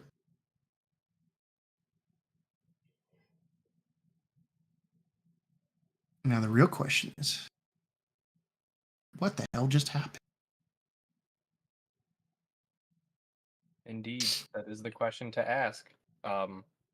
Lamel would have pulled his gun like instinctively upon not seeing Anna in that circle, and kind of gone like, "What the fuck?" and put his gun back when he sees that Anna comes back. Okay. Out of curiosity, does anyone do anything in that moment? anyone Yeah, does- Effie actually, once the blindness clears her eyes, she draws her rapier, and her echo appears on the opposite side of this ritual ring from where she's standing, and both she and the echo turn facing out like they're guarding, in case something, comes from outside towards this and towards where, Lamel's focus seems to be. Like, okay, he's worried about Anna because where the hell is she for a second? And then, so it's like, okay, what's going on? So she's just keeping an eye outward. Okay. All right. So, I don't know why I'm wrapping this up. I just need to clarify. Is this before or after Anna? Which is the one confusion I have. This is your Uh, right? you're in the form of the older woman Okay. for a moment. Okay. So for Around, that if you will. for that moment when Anna is not currently there, you guys see this woman, and her hair starts flowing and snaking a little bit more than it did before, and you see basically a wind wall kind of start to form around her. Her fingers start to glow so much where if you keep looking, you think you're going to go blind, and then it just fades to total darkness for a minute. And then when the lights come back on, you see Anna again. Hmm. Okay. Clarify that for you later. Anyone that has the ability to identify magics can make an Arcana check if they want. Nope, I can't do that. No? Okay. Well, you do have a party member that could. Theoretically, they don't pass. In the moment that the darkness recedes away and Anna reappears, the 5 effigies holding the pentagon together crumple in the dust. And they just kind of flow away, and the snow starts to take it back over that space. Within the triangle, Adeline starts to come back down a bit. She only was like a couple feet over. You just didn't see her for a moment. And you see this mechanical being in her place. Its face is very streamlined, almost like it's a helmet or a mask. But it seamlessly, there is no point that you can tell a difference between this weird point that it has and these ridges of just sheer silvery blue metals that kind of come off the back end of the head and form into a bit of a crown that partially go around the head, like a circlet put on backwards. if you will. As it cascades down the side, there's no place for ears or no place for a mouth that's present, but the neckline is slightly elongated and accentuated just a bit where you can see like almost like the muscle structure here is more tubular as it comes down, and the trachea is more pronounced, and it convexes inward to connect them to make the neck proper. Still goes around like normal, like you would expect. The chest is feminine-ish. Its bust being slightly higher, and as it comes out to what basically form the breast, if you will, it doesn't have any sort of teardropping. Instead, it comes out and then falls slowly into the abdomen and then disappears into the sides that would be the waist, giving its obliques this really angular appearance. All of it's metallic and varying color of like silverish metals or pounded out iron and steel. There are 4 wings that jut out from this creature. The wings are purely mechanical in nature, but they don't have any feathering of any kind. They kind of go out a bit and then droop, and you see these gentle, slightly flattened out pyramids that just cascade down ever smaller, and then its second set of wings right below it comes out and does the same. Each of them slowly bending in and out, and it looks like a machine with segments to make the wings move back and forth, but it is still flowing as if birds' wings might, giving a very good illusion of the beats of wings. You don't hear any of the mechanics moving. The waist is largely unadorned. The legs of this creature are very muscular and bulky. Its feet look a little bit bigger than a person's foot would realistically look in proportion, throwing off the natural look of it being humanoid. Gets a little bit odd when you see its arms jut out between the wings instead of like at the shoulders up here. They're more down in the middle of the torso, coming out from where the ribs would be at. And this creature doesn't have really long arms. Like human arms are from tip to tip. If you were to go out, it's your height. It's maybe a third that size in a difference, and it doesn't articulate to give you this full range of motion. It instead, kind of like a 4-armed creature without the upper arms, has a restricted movement. But it has 6 fingers and what looks to be a system of crystal-like flat surfaces along its upper forearm.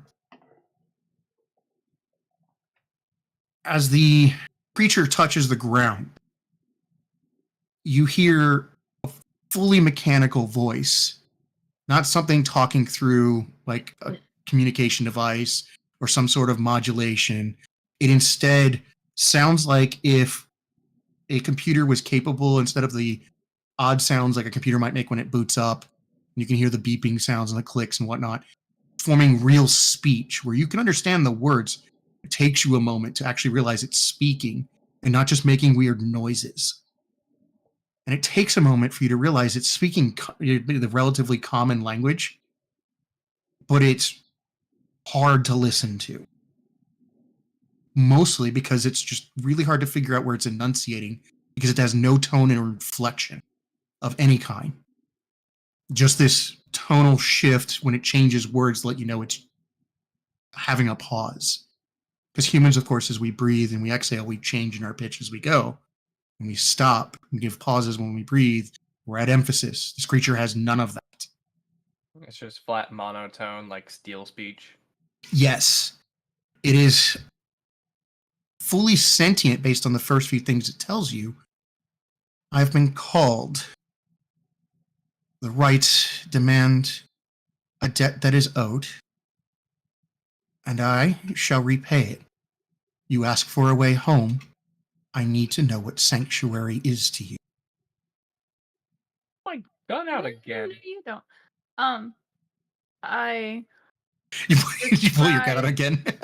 to the best of my ability, what she described as that tavern in that town to me. I am aware of this place.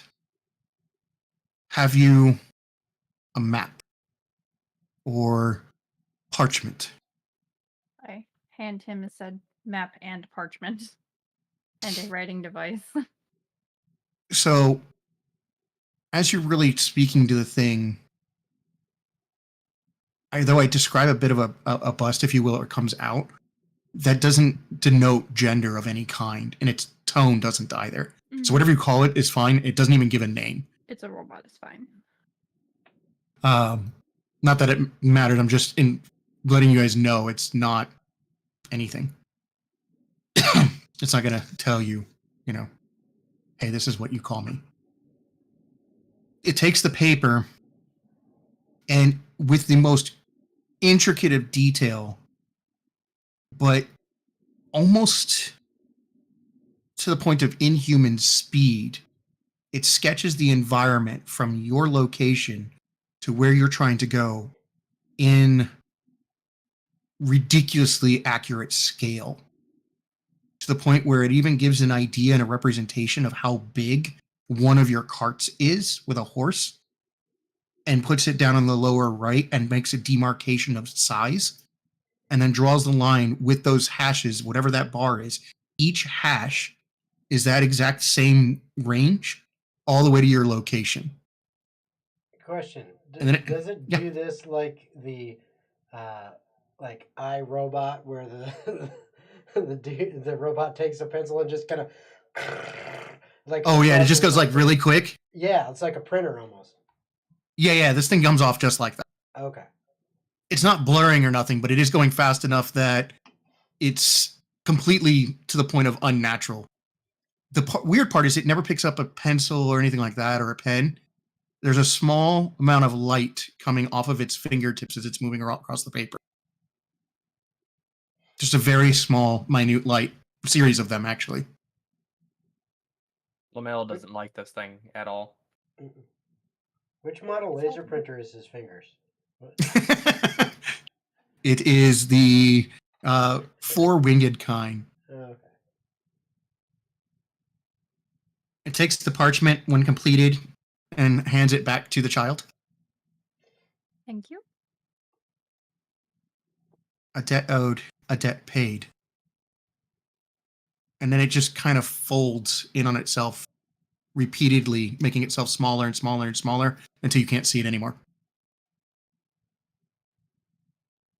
And a small flash that doesn't blind nobody slowly peels, like somebody takes a knife and cuts in the fabric of existence. And you see on the other side a shadow of the same world you're in, like looking right through it. It's almost like you're looking at the same space, but with the colors played with on a different spectrum. And Adeline walks through it and just slowly descends to the ground. She seems unconscious for a brief moment until she touches the ground. Is the hole in Reality. all of existence still there, or is it gone now? No, it disappears as she's Okay. no longer connected I to was it. like, should I address that, or are we good? No, you're fine. All right, I will go hand the map to one of the adults who will be using said map, and I start to clean up the ritual. Xander, does she do this often? You look at him and he's dumbfounded. Like the look on his face Yeah, is just like, what the was that? He has no idea. I ban fucking rituals. That's never happening again. I'll tell that to your daughter. Forbade, forebode. I don't care how it is. That is not happening again.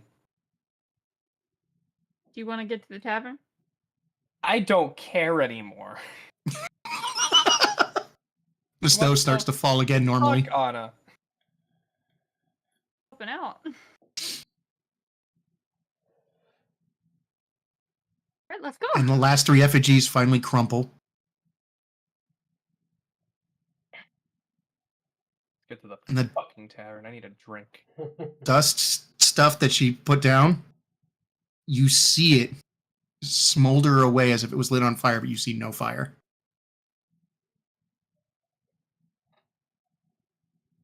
Alright, I get up my my buddy and let's go. You see what like one or two of the soldiers fervently discussing with Albrecht, can we stay with the wagons?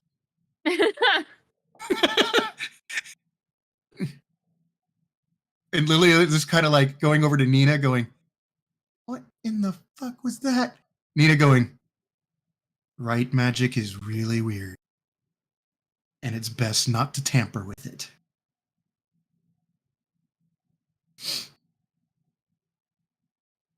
That's all you get.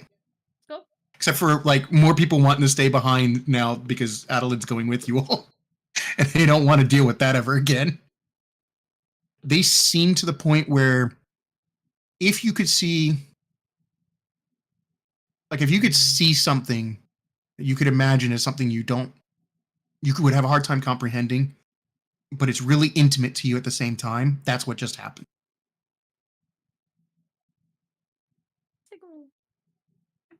Koth, are you sure there's nothing else you need? I will be making my own sigils of war from this. I do not know if back. I may also move the camp. That's fair. Well, good luck, old friend. He makes a religion check of 17 and starts making serious. What's the word for it? I forgot what they're called. They're not salutations. I forgot it. But anyway, he's basically making prayers, if you will, to Gabor to just not let that shit ever happen again, protect them. And he starts carving an effigy of Gabor on the spot.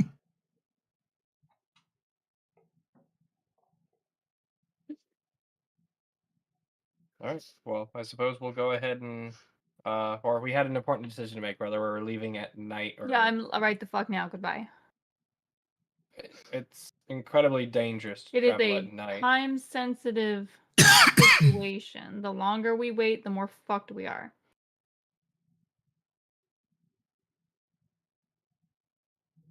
My vote's on let's go. Ultimately, this job is assigned by Albrecht. I'm going to have counsel with him so he can ultimately decide. Or at least I want to hear his judgment in this. No one listens to the kid. No, you're fucking. I got us directions. No, you didn't. Yes, I did. Is that not direction? That wasn't you. I would say that if you're confident with the dangers at night, we should go. I know if anything goes bump in the night, I can fight it. I can't be sure about the unfair weather. That's my only concern. That is a call that you must make. If it were me making the judgment, if the princess is accurate, we have no time to waste.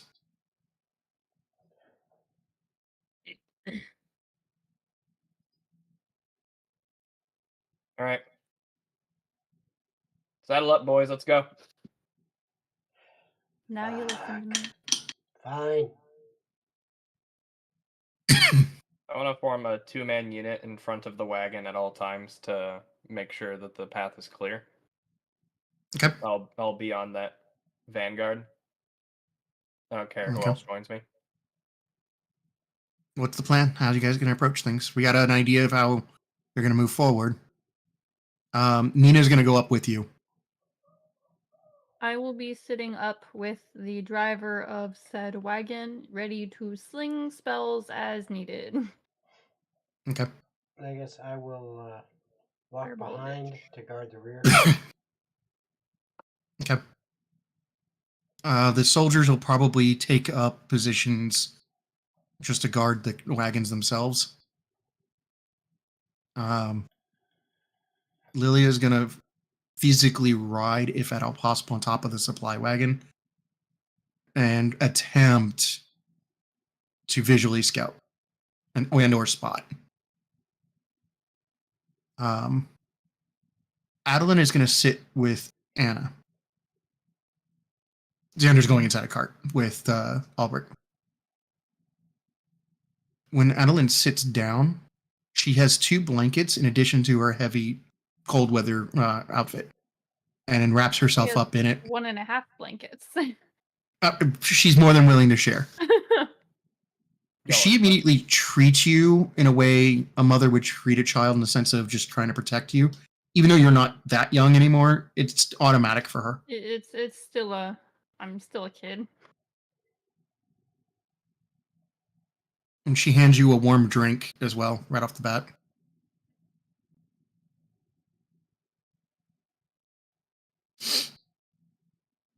Let's All right. do it. So those heading up the front of it will have to make perceptions at disadvantage. Lilia Man, will do that. I'm upset you didn't, or you gave me disadvantage. My first roll was a natural 20. I'm sorry. You're trying to look through a snowblind. The second one is a 11. Yeah, that's what Lilia got. And she has the map. Unless you want it out front. I don't need it. I don't have a clear view. All I'm Okay. trying to do is ensure safety by being strong and punching bears. 18 to look around. Ooh. You guys travel for about 4 hours for anything that is a real problem occurs. Most of your problems initially are stopping occasionally just to make sure the road's clear, taking efforts to double check the snowpack, making sure it's not, the road is not off to the left of you or the right, and the snowpack is making it obscured. That's really not hard work, it's just tedious. 4 hours into it, you do run across something that disturbs the peace.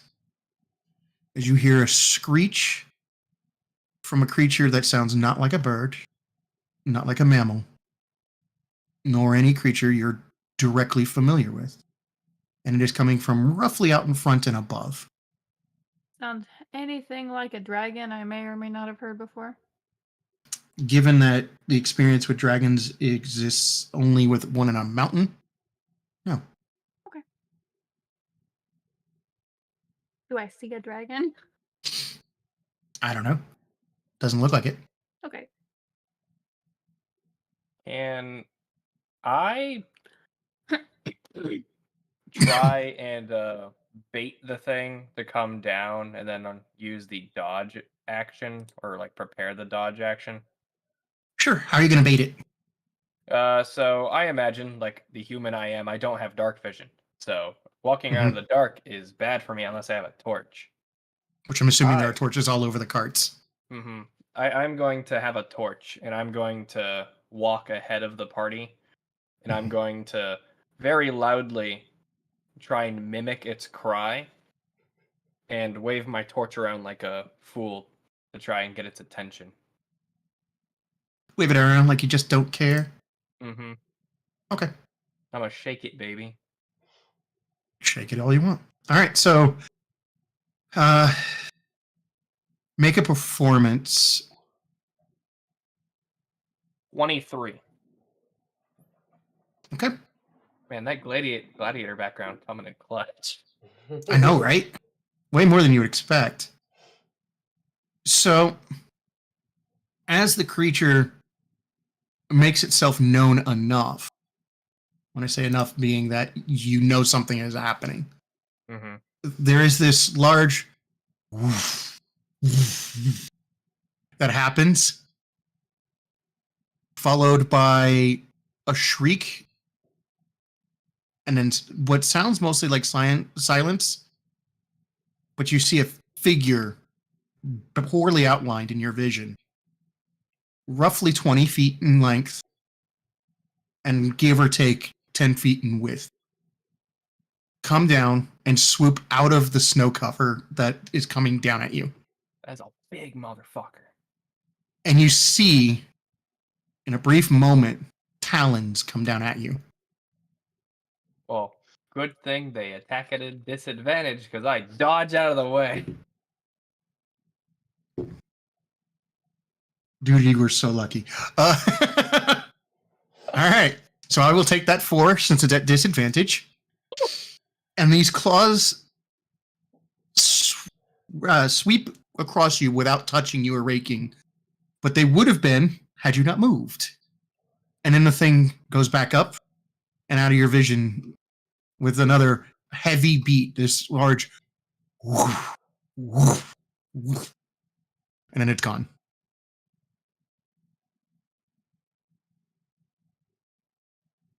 Go on, let's continue. Right? Can I As you, ready a spell? That way, if I see it, I can trigger said spell. sure. Cool. 10 minutes later, you hear the woof, woof sound again, but it's gentler and it's higher up. Stalking us. Do I have visual on it? Not really. You can make a perception check at disadvantage to try. You're trying to see in dark at distance. It's hard. And in the snow. 14? You have what you think is the outline of the creature. The outline that you see is this bird that is slightly longer than a bird should be, and the wings are in the center mass of its body. You cannot see a head to it, nor a tail, but you can see what looks to be the joints for the wings as they come off the center of the body, and that's really all you can tell. And even that's grayed out and splotched out from the snow as it's still falling. With So I my have dark about vision, a- would I notice more about this thing? What was it? Sorry, I caught part of that. With my dark vision, would I be able to get a better glimpse of this thing? Oh, I forgot you had dark vision. This motherfucker's got dark vision? I thought you were human. Are you- ASMR. Oh, he's still Um, ASMR. Yeah, he's still asimilar, alright. Okay, so make a perception check. You are not at disadvantage. Well, you're at disadvantage because it's snow. I can't do anything about that. Alright. So, Well, still at that's gonna end up disadvantage. being crap, I'm sure. Screw your dark vision. 10. But you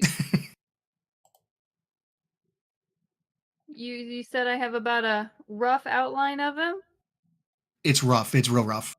but is If it... you need line of sight, if you need sight No, on a target, I need about a 20-foot radius. yeah, if you're ballparking it, it's fine. But if you actually need line of sight, you won't. I You am don't have. ballparking this bitch. You fireballing Yes, him? I am. Jason, what was your total? Because I didn't hear it. 10. 10 is what I have. Oh yeah, you're about the same problem. You can get more of the detail. You can tell the difference from the front to the back of the creature, and its tail is probably quarter the length of the body. The head is maybe the same distance, roughly. And you're guessing from the core of the body in front of it. And you Okay. catch the outline of the head, not the neck, which is why you can figure it out. The neck is elongated. It looks reptilian in nature, as if Adrit was stretched long Hmm. and given wings in his abdomen. Or a wife. So, you hear Anna. Fire in the hole! Fireball? Yeah. After you said 20 foot, I'm like, it's going to be fireball in it. Oh, yeah. Dex save, right? Dex. DC... I feel like has gone up. Probably. Where One more. 13. DC 13, yeah. Okay.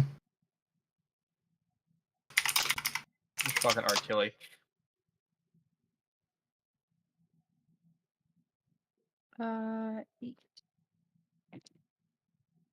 And their D6.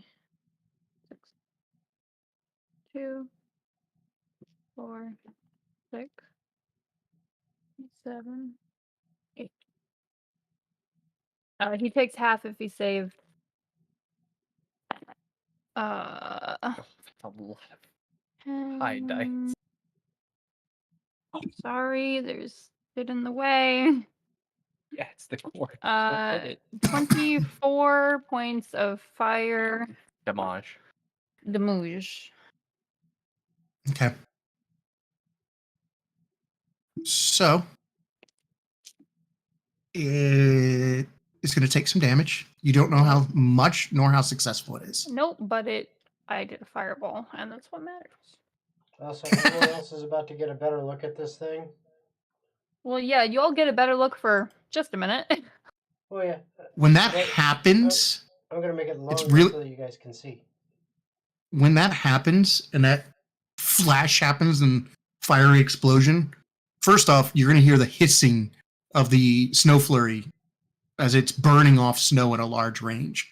It's very small, but you're just going to hear all over the place. In addition to the concussive boom.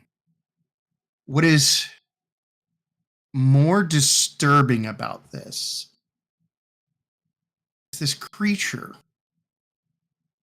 lights up and you see the figure of it very much what we would call a dragon. There's no issues there. But what's more important about it is that the light of your explosion is very brief, but it bounces around the creature and refracts, showing you multitudes of colors.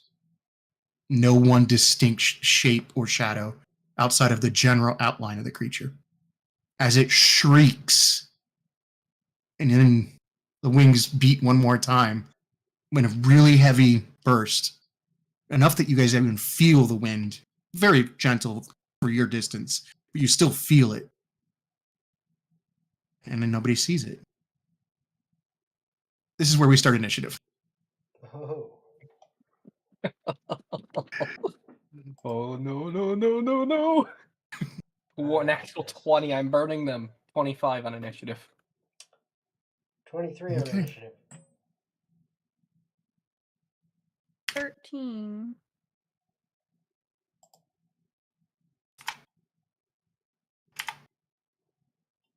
For Lilia is a 12. It's not there. We're And- fucked. We're fucked. We are going to die in dragon fire. Or mine. Or lightning. Or poison. Or acid.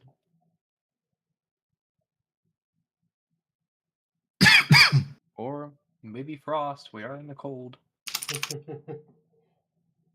I've never fought a proper dragon, actually, so this will be interesting. Josh Are you serious? Died to a Yeah, dragon. I've never had a dragon fight in D&D. I have. That's awesome. Josh died instantly. It was great. Or, you know what? I take that back. I fought one dragon. It was Tiamat. That's it. Which I don't That's really not a dragon. counts. That's death. Yeah. Oh, no, we won. I took out half its health with a single hit. Okay. He was level 57. No, I was a level 20 monk. We're not level 20. Oh, I know. I'm level 7. Alright, I'm just putting that out there now. This is going to be scary for mine to run.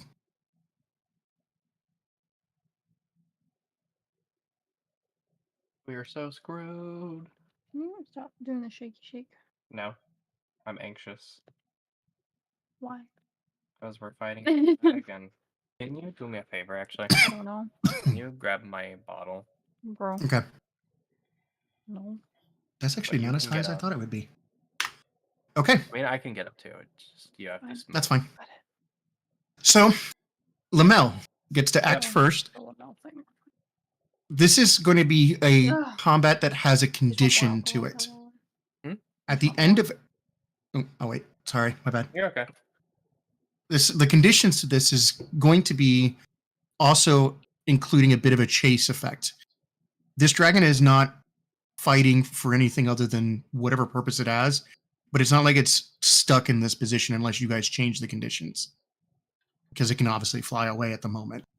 Yeah. If that changes, then the conditions may go away. At the end of every round, one of you will determine yourself as the leader of the group, and you will make a roll that represents the entire group. You will need 3 successes before 5 failures. If you get those, the combat will end regardless. And the creature will be frustrated enough that it no longer is going to continue. I will tell you what these do when these rolls occur because it's dynamically changing the conditions in the. Make sense? Yeah. Yep. Okay, so it's like a chase and a fight at the same time. So each turn, we will go through the full round.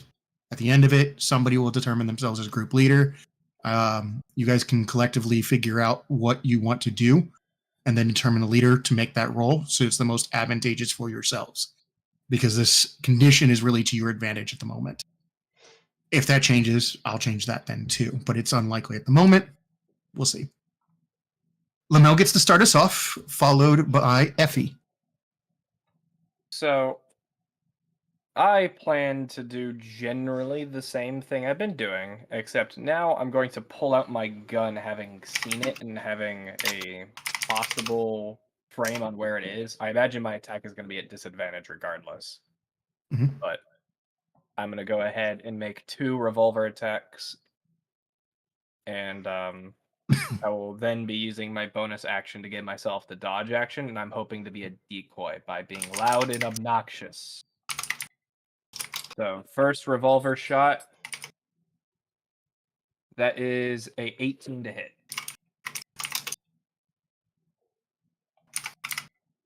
18. Yep.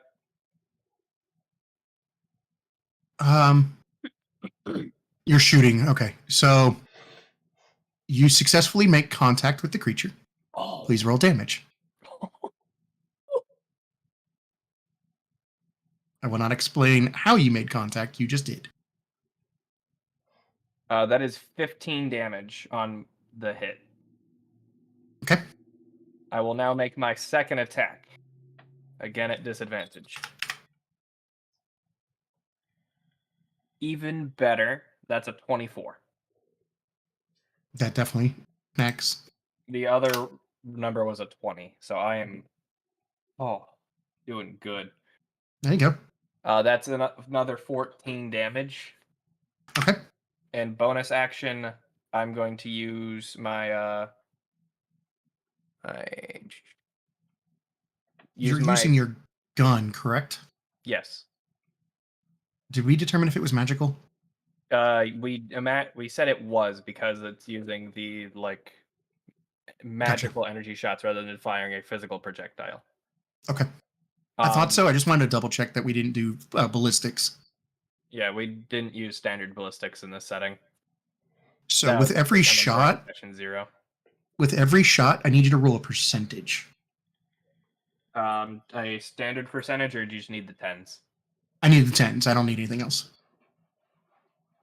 40 on the first, 60 on the second. Okay. Or, oh shoot, that is as an action. I thought I could use patient defense as a bonus action. Shoot. Or, no, I can. Never mind. I didn't read bonus there. Perfect. I'm going to use a key point to use patient defense to give myself the dodge action as a bonus action. Incoming attacks at me currently have disadvantage. All attacks? Yes. Unless it's something that requires a saving throw, because that's not really an attack. So, if I were to be attacked by, a frost breath, I would still be rolling the normal save.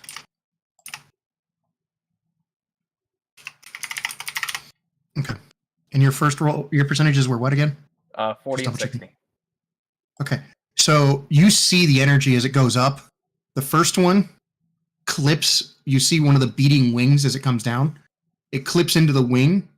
The energy disperses once it makes contact, and the light refracts like it's in a prism into a myriad of colors, but you can clearly see it makes contact before that happens. The second one makes contact just somewhere in the lower torso. The exact same thing happens, though. And only because you're firing an energy weapon can you actually see it in that brief moment it flashes. God, that's weird. But cool. Okay. So if that's all the attacks, Effie is up. Or if you have any other actions. I'll use a free action to yell at it. Come get me, Scaly! Okay. All right, so Effie climbs up on top of one of the wagons, grabs her helmet off her hip, slides it over her head, Okay. and as an action, daylight now emits from the top of her helmet thanks to her celestial legacy. She basically used that as an object, and now there is the daylight spell, which has a 60-foot radius of bright light and a 60-foot beyond that of dim light. Okay. Make it easier for these non-dark vision people to see. So double checking the weather effect.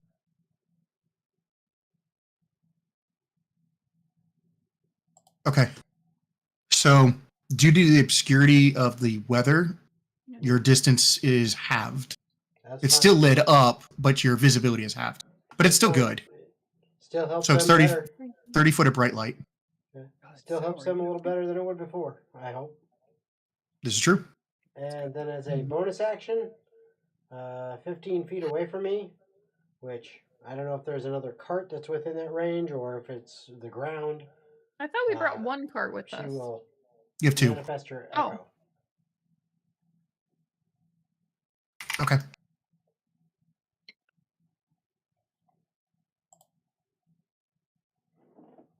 Why is it not showing up?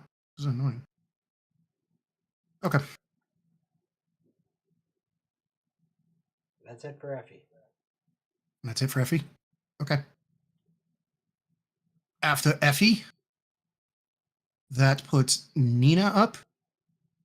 Nina, knowing this is going to be bad and standing near Lamel, sees what Lamel is doing, and for a brief moment, are you really sure about this, son? This is going to get bad. I'm not sure of anything at the moment. I just know it can't fucking hit the carts. Fair enough. She pulls off her shield, draws her axe, and prepares to defend you, Oh, that's sweet of her. and quickly drinks something from a piece of glass, and then hurls it out into the blindness of the snow. That makes it Anna up next, followed by Xander. Xander is inside a cart. Well, where is it in comparison to everybody else? Give or take 50 feet up, and now it would be going past. It hasn't done it yet, but it's going but it's- over and past the carts in the direction you're going. Okay, so when it gets to a point where I'm not going to hit other people with it so I can direction it appropriately. Mhm. I hope you're thirsty. Phrasing. Tidal wave. Awesome. What's the height on? One tidal wave high. 30 feet long, 10 feet wide, and 10 feet tall, but I can cast it where I want to. It has a 120-foot range, so she could fucking throw Cast way it in the air if she into wanted the to. air to, yeah. Basically, So- making a net. Kinda. The daylight kind of shows you what happens. You see a bunch of unique looking little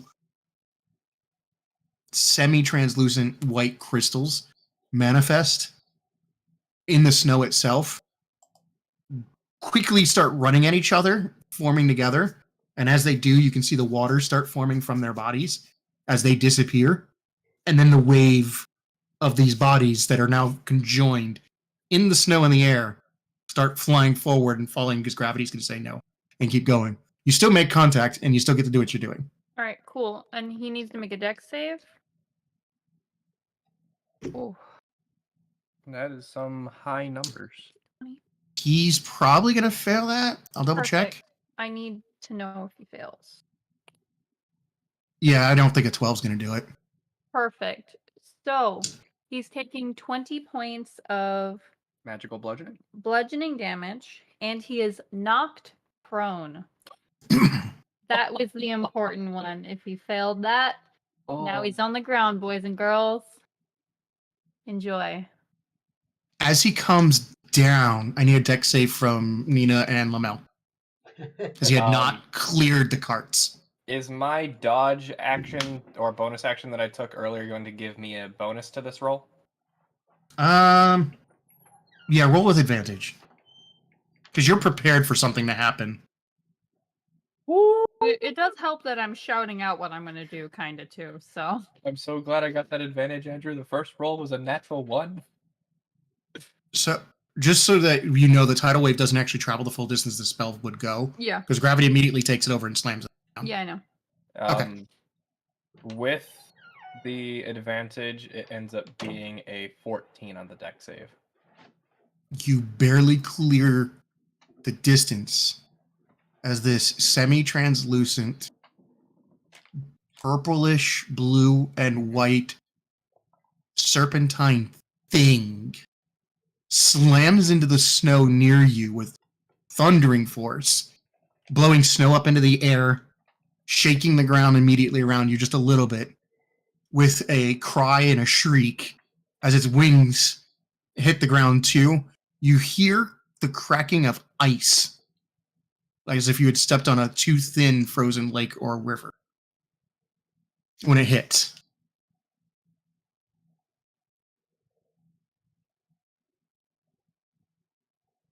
Is that everything from Anna? I mean, I don't feel like getting closer, so. Fair.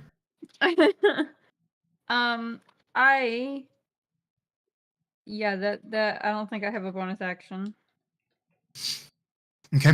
Then Xander's basically going to be making his way out of the cart, followed by Lilia, who immediately leaps off of the supply cart and uses her.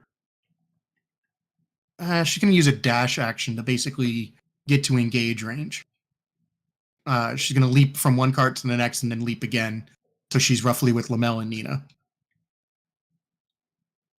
Brandishing her nice war axe that she has.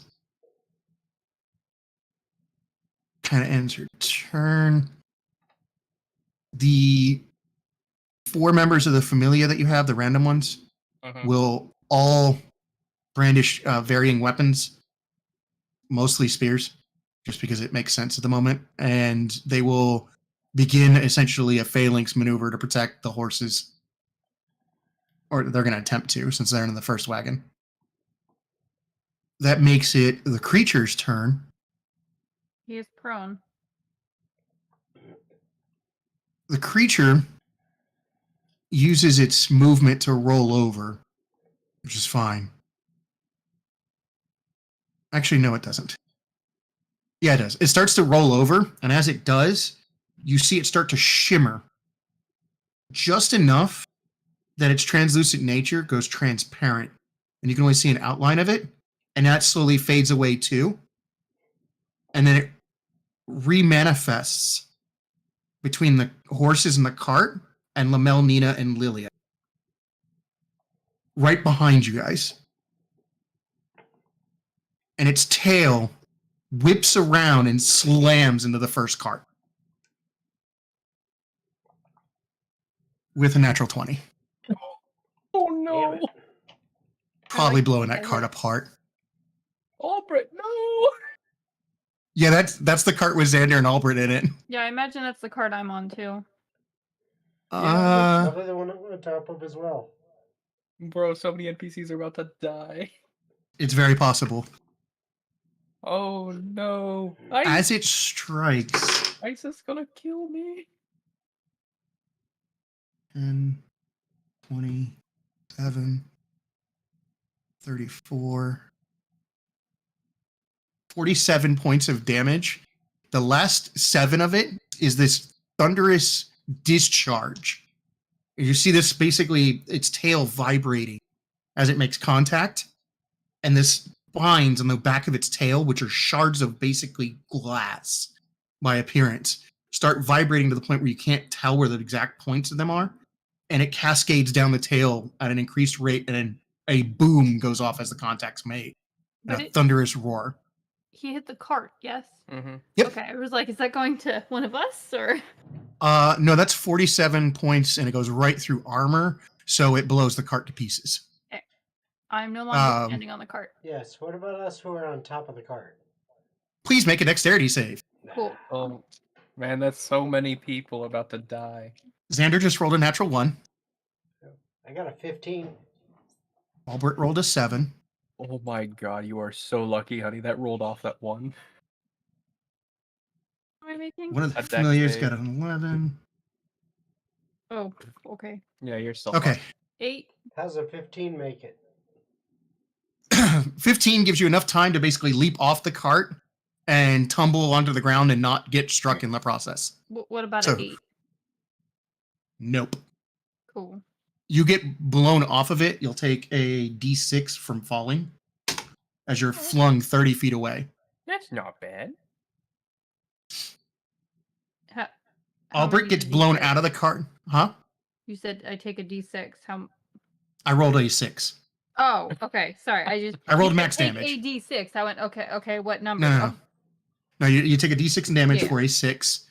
Albert takes 2d6 because he's blown through the cart, meaning he takes 10. And Xander is collapsed inside the cart, in the rubble of it. Bro, my whole family's about to die. What about the Xander's wife? She barely passed and managed to tumble off, but she's prone.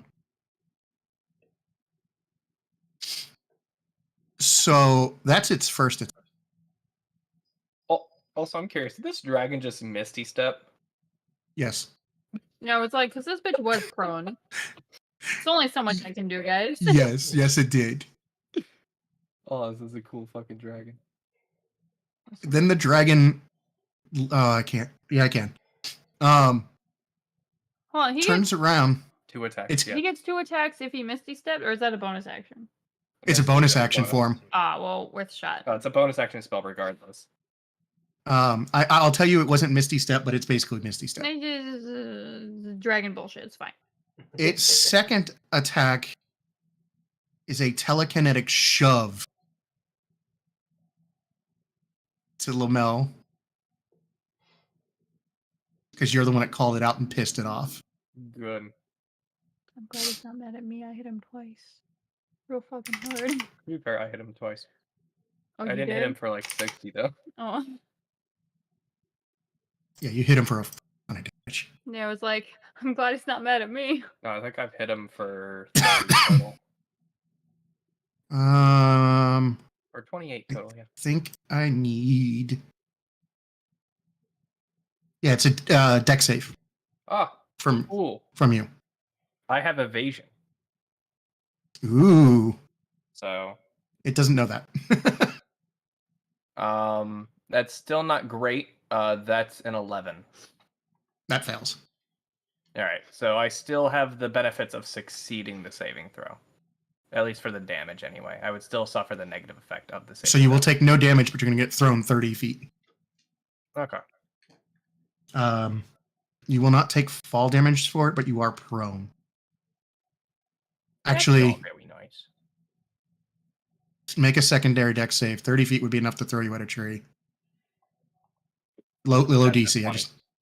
Okay, yeah, you're fine. Yeah, you just fall prone. You barely miss a tree. You don't barely miss a tree. You just kind of like see it coming and weave and thread yourself between the trees at the last second. Do a barrel roll. At the end of the round, the soldiers are basically going to engage, but they are going to be able to do very little. As you can tell, their weapons are magical in nature, but the creature's hide is odd. It sounds like they're smacking stone, nothing alive. Bottom of the round, condition occurs. You have a wagon obstructing now the road, and you cannot repair it on the site immediately. Your supply wagon is still intact. You have choices to make. The horses Actually, hold on. Imagine the choice is finish the dragon who's right in front of us. Well, you're going to have choices basically giving orders to the soldiers and to the familia members is what's essentially occurring, or you can change this slightly to get them to keep going, to unleash the horses, to whatever you want. You guys can come up with something. It's up to you. Also to Well, I'm in charge of the Familia, so I'll take charge of that. Effie, do you want to control the soldiers, seeing as you have a military background and actually some rank to, like, tell them what to do? Sure. Okay. So to command someone, you're going to have to make a choice of a social skill. Oh, I also need to know what you're commanding them to do. I have intimidation. That's a Feel free if you really want to. Yeah, it doesn't matter how you do it.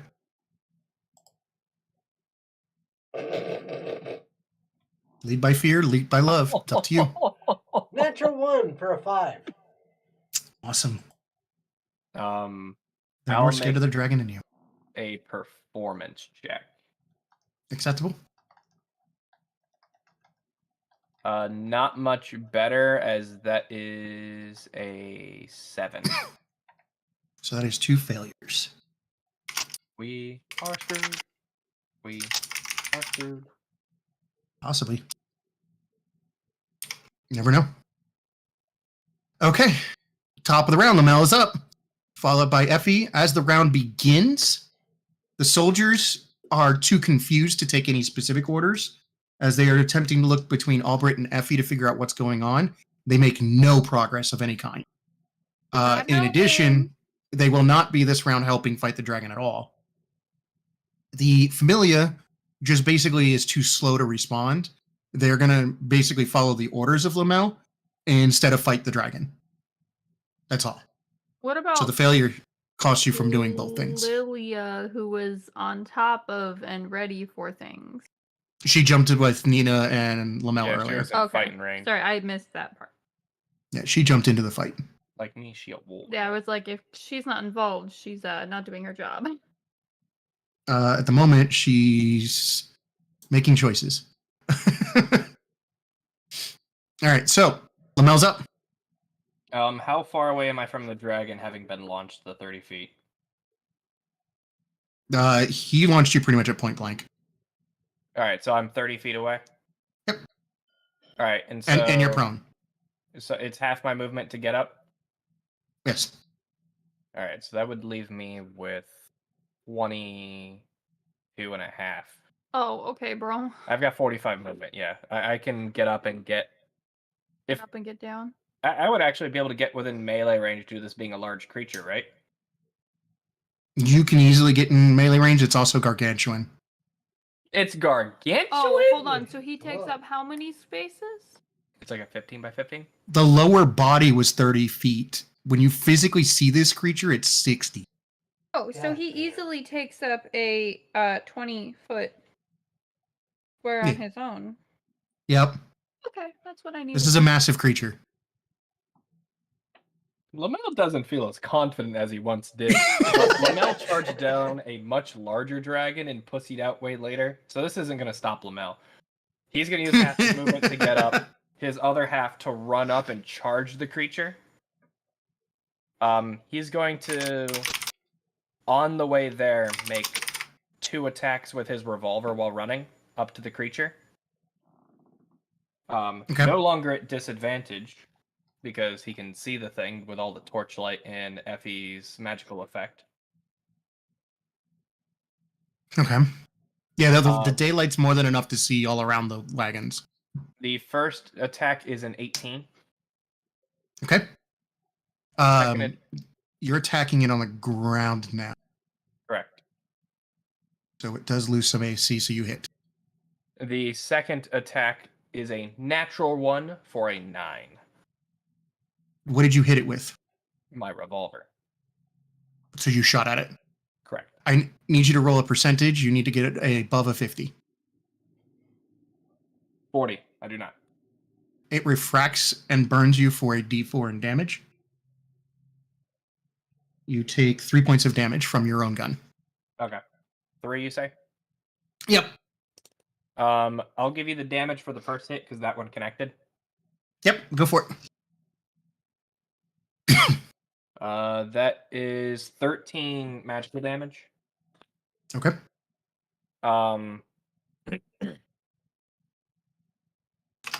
Activating my magic item is an action, or is it not? What do you mean by activating it? I have What do a magic item currently attuned to that. Or okay, no, it says as a bonus action, so it does have its own condition. Never mind.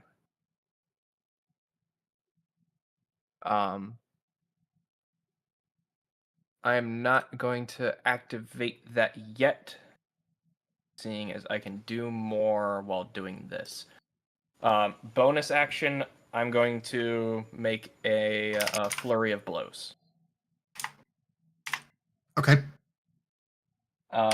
So that's 2 unarmed strikes.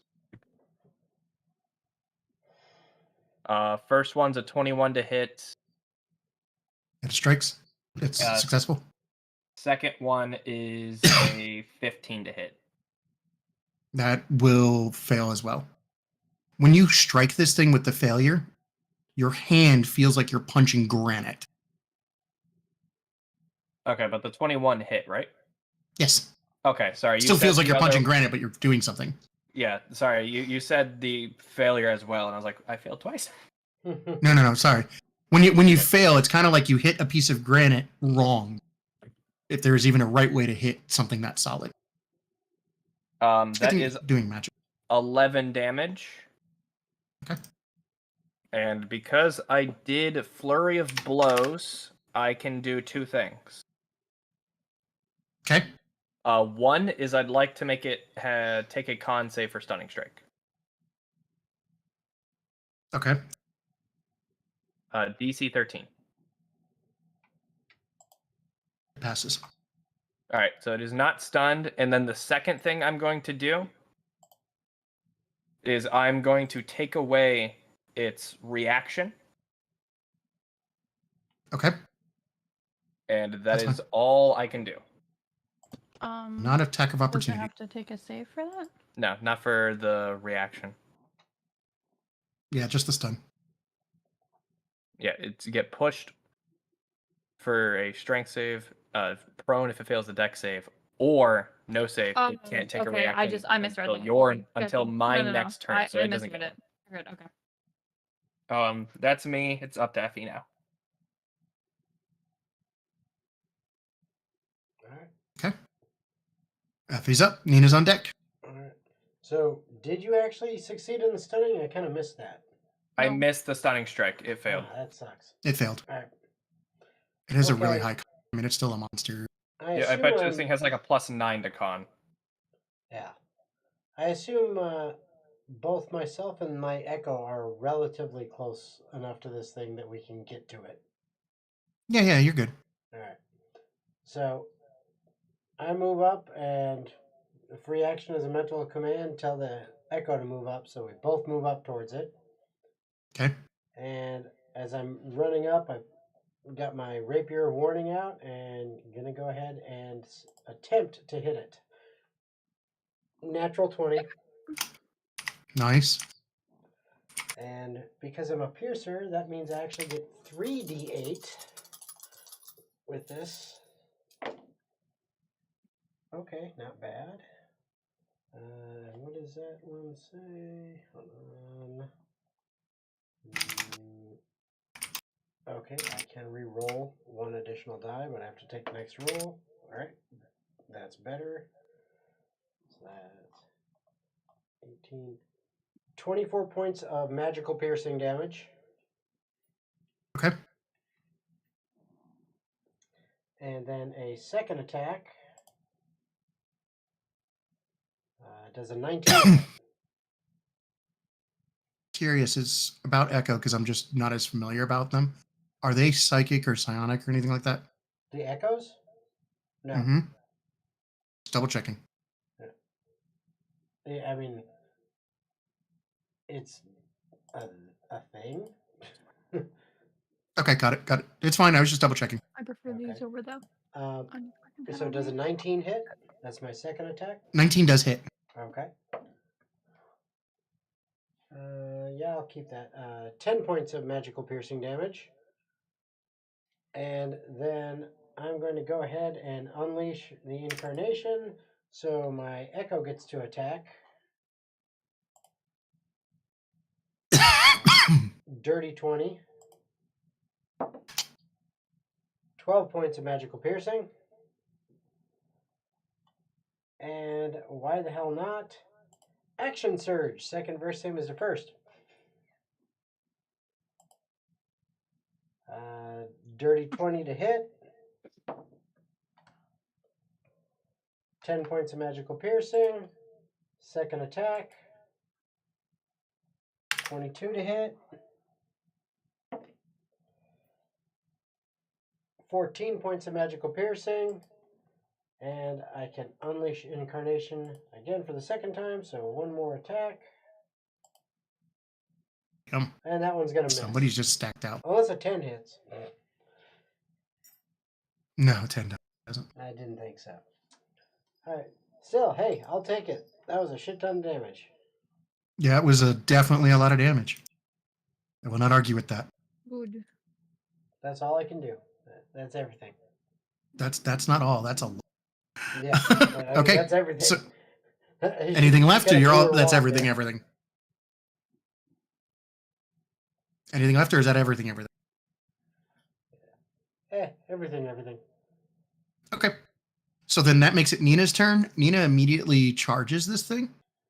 As she is charging, you see her pull up her fur-like cloak. And as she pulls it up to kind of cover herself, a manifestation of a bear's face forms around her chin, all the way up around her head, as if she was wearing a hood, as a bear's maw. As she does, she lets out a battle shout that doesn't have any coherence to it. And she's going to attack recklessly. That's As good. You do. That's the only option. Yeah. And she's going to roll a 19 and an 18. So as she makes contact with said creature, Fuck it up, Nina. she's got a D8. No, it's a D10, one two-handed. Add 10, 20. All right, nice. So she does 30 points of damage with 2 attacks. As she does so, she's going to expend a single superiority die. And she's going to set it up. I believe she can do that one. Yep. She's going to give it disadvantage on its next attack. In addition to hitting it with Reckless, it will lose, or not Reckless, the second ability. My brain's not working. Yeah, she gains disadvantage to attacks anybody but her. And it is now taunted, if there's such a thing. But there's not. Compel duel. So its first attack is at disadvantage no matter who it's at, and if it does any other attacks in the turn, it's at disadvantage unless it's at her. All right, that's all Nina's got. It's not bad. Anna's up, followed by not Xander because he's buried in rubble. Are any of the people in our immediate party looking fucked? I would probably argue everybody looks a little. Let me rephrase. Any of the Dazed? fighters looking fucked for health? I mean, Lamel got pushed around a little bit, but I would say otherwise, no, not really. Okay, I'm cool. This one it is. Yeah, All right, I doubt Lamel's in bad shape. No. And you said how big is the creature? 60 feet. Perfect. Then this will only affect him. I'm gonna fill a 20-foot cube with him. And it is going to. He needs to make a wisdom save. Okay. DC 13. What is it against? What are we doing? I will tell you. It's a Nathar's mischief. Okay. I have a 19. Okay. Nothing happened. Oh, okay. Oh, that's sad. Well, he passed the save. It doesn't do anything if he passed If they the pass. save. Otherwise, he would have done a thing, but he passed, so no thing. Anything else? Correct me if I'm wrong. I cannot Sure. cast a leveled spell and then a leveled spell that is a bonus action, correct? Correct. The only way to cast multiple spells lets you do it is from Sorcerer's Meta Magic access, which if you have Meta Magic Adept and took that, you could, but it's very restrictive as to what kinds of spells you can cast.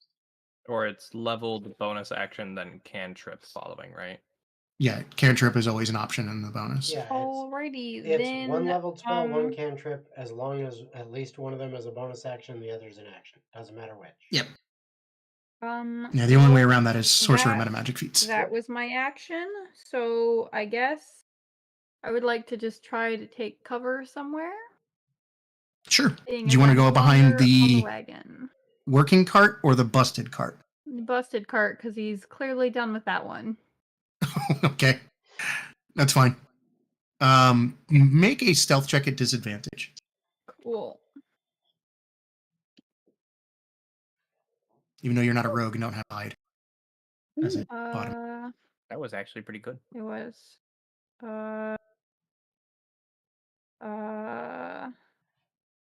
13. Okay. So then after Anna is Xander. Xander is going to groan as his action, and then Lilia is up. What else can Xander really do? He's buried in the cart and hurt. He could. Well, I will say, if I'm standing next to the cart, like if I can move things around to like unbury someone, I might as well. I mean, you'll be able to soon. At the Okay. moment, you can. All right. Just remember, Andrew, crying is a free action. That's cool. Lilia is going to spend a bonus action to give herself fighting spirit. And then she is going to run up to said creature. That is the dragon, and leap onto its back, she hopes. As she brings the axe down, very much like that whole jumping forward thing. Mm-hmm. She gets a 19 on it, That's which does successfully hit. And she made the athletics. So, with said action, that is a d12. Yep. For 9, plus 4. And then she sneak attacks. She gave herself advantage. For 7 more, meaning 7, 13, 4. That is 24. So just 24. And then she action surges while on top of said dragon. Her only action surge. Rolls a 19 again. This dragon is getting fucked up. Mm-hmm. For 9. 4. That is 13 more. She can't sneak attack twice, but that's okay. Is she a rogue? A rogue fighter. A rogue? She's a rogue fighter. Okay, so she's done her damage. As she does her damage, she immediately disengages and leaps back off of said creature. Oh, she didn't even need to disengage. I took away its reaction. Oh, well, she's going to just because she's used to it. How's that? That's fine. She's going to leap off the creature. She's not staying there. That's the point. Yeah, because I keep throwing shit at it, and it's pretty big usually. Mm-hmm. Yeah, that's kind of a major point. All right, so then the Familia starts to follow the orders, which is going to be getting things moving a bit. That makes it the dragon's turn. On dragon turn, dragon whips its head into a curling motion in its tail, kind of going somewhat defensive. As it does so, it uses its massive tree trunk, sorry, incorrect, column-like legs to launch itself into the air. Attack of opportunity. Feel free. I'm gonna try and hit it. 17. Fails. Damn. Lilia got a 13. She fails. 22. That succeeds.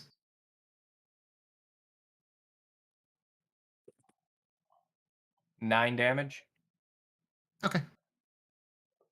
It was just enough. It dies. It's not. We could wish. As it gets about 30 feet into the air, whips its head enough as it comes around its body and breathes down all across the wreckage and at all of you. I need a con save. Concept. Oh, it is a white dragon. It isn't. 15. 20. Okay. Dirty 20. All right, We Lilia. both rolled 18 plus 2. Lilia got a 20.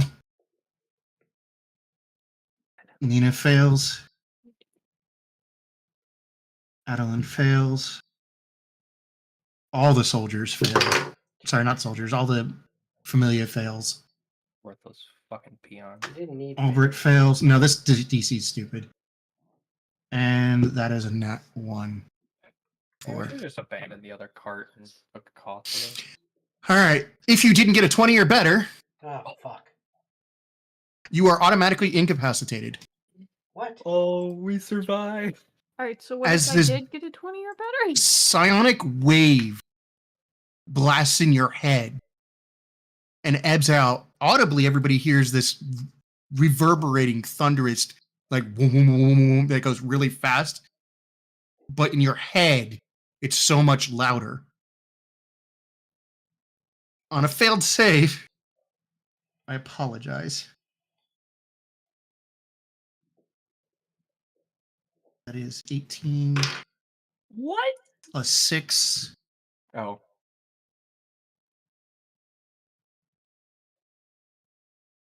11. Somebody add this up for me. 18, 6, and 11. 35. 35, Plus 14. 49. 49. Plus 8. 50. As it does No, 8d10 in thunder damage. 57. 49. There we go. If you succeed, you take half that. So, what's half of that? Half 57 would be half 56, so 25 and 3. So 28. Yeah. Ooh, 28. oh, we Cool. can't survive another one of those. I can't survive nothing. Legendary action. Does I burn it. As it does it, it can't do it to recharge its breath. That would be busted. It's also not an ancient. It immediately slams its body into the ground as it disappears again and reappears back on the ground. And then slams the ground for 8d10 damage. I've already pre-rolled it. It's 45 damage to the ground. I need everybody to make a dex save.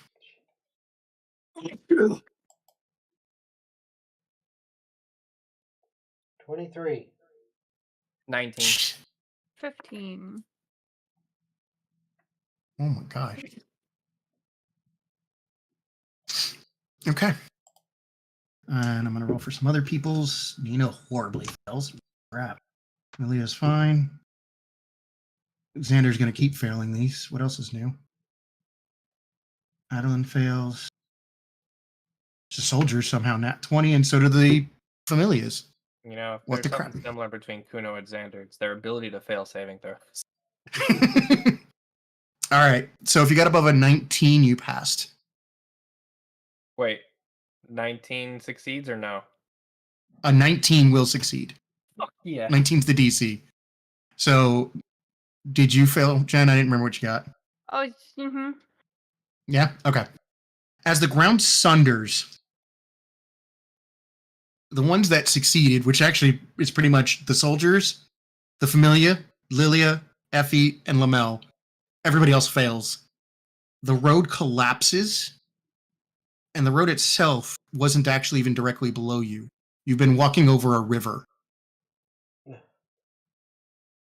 Everyone that failed plummets into the water.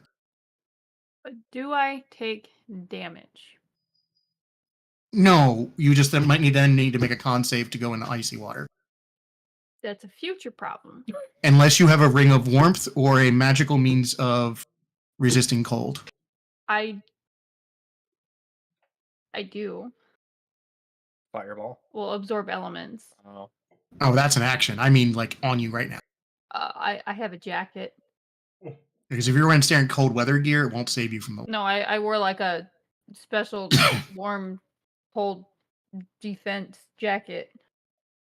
The shit everyone else has conveniently on.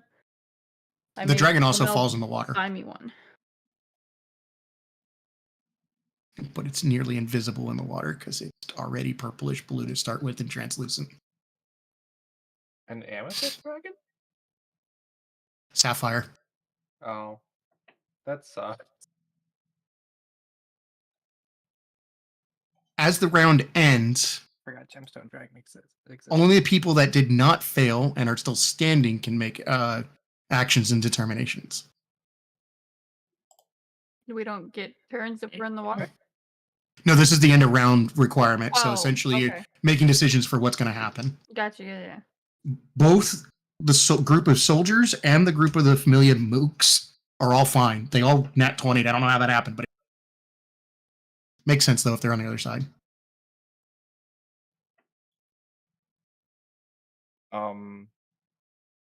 I'll make a performance roll to gesture the Familia to gather the wounded and run, while also like screaming at the top of my lungs.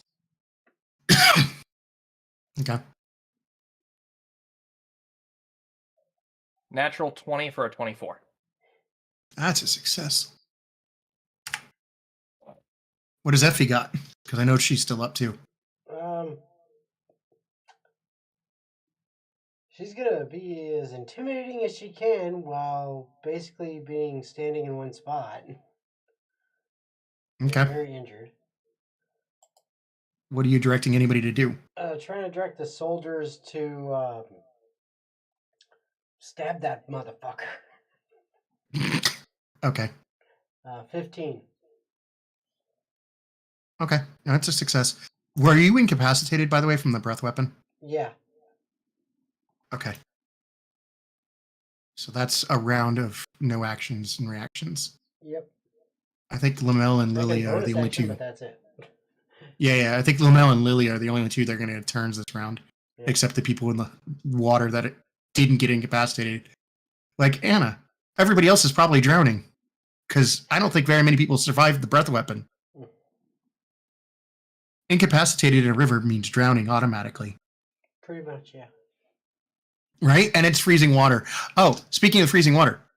Anna, make a con save. I really don't want to. Yeah, kind of gotta. No. Well, Okay. It's no. It's a +2. That's a 10. It's a no. It's a 10? Yes. Okay. So, this is going to be bad. You take 4 cold damage. No, I don't. Are you resistant to it? No. I do something else instead. Oh, already? What do you mean? Are you at 0? Yes. Oh. I have 3 hit points. I take 4 damage. Oh. Well, you'll take 4 damage from the cold. So what I instead do is I need to clarify before I do this. So the cold resistance armor that most all of us have on, will that help me right now? What was it magical or just cold weather gear? You just had cold weather gear, sweetie. Cold weather gear. We'll do nothing to water. Okay. So what I'm going to do is I'm going to break my finger, Okay. and me and everyone within 10 feet of me is going to get noped out of here. So Albert, Adeline, and Xander. And the Sure. dragon? No, the dragon won't, because it won't fully engulf it. Okay. I mean, Also, it'll it's teleport off its fucking head, leaving it. In the okay. water. So the three of you vanish, like instantaneously vanish. Immediately important question: where is your destination in your head? I need to clarify to Uh-huh. some extent. Would I have had to have been there before? Or No. is it just if I can visualize it? As long as you have an idea where it's at, it doesn't matter right now The because of tavern how it was sounds cast. great. I know exactly where it is. I have a map. Perfect. All right, then it happens. Poof, gone. All four of you. Oh, God. So that is a guaranteed fair escape. That's pretty amazing. That does, of course, remove you from the combat, but that's not a bad thing right now. Okay, so out. That removes them. They don't matter in the initiatives. Okay. So the new top of the round starts on the third round. Lamella's up. Who do I see around me who is currently incapacitated? Because as far as I'm aware, it's only me and Lilia who are active participants in combat at the moment. Effie, who is floating on a shard of ice that's floating on the river. All right, so I see that Nina is incapacitated as well. Yes, also, but she's in the water. All right, bonus action. I'm going to activate my inky tendrils. Mm-hmm. Sounds weird, but it's my Eldritch Claw tattoo. Yeah. It magically imbues me, making my arms 15 feet longer. So, it makes my range 15 feet. Am I able to, with the 15 feet, grab her out of the water?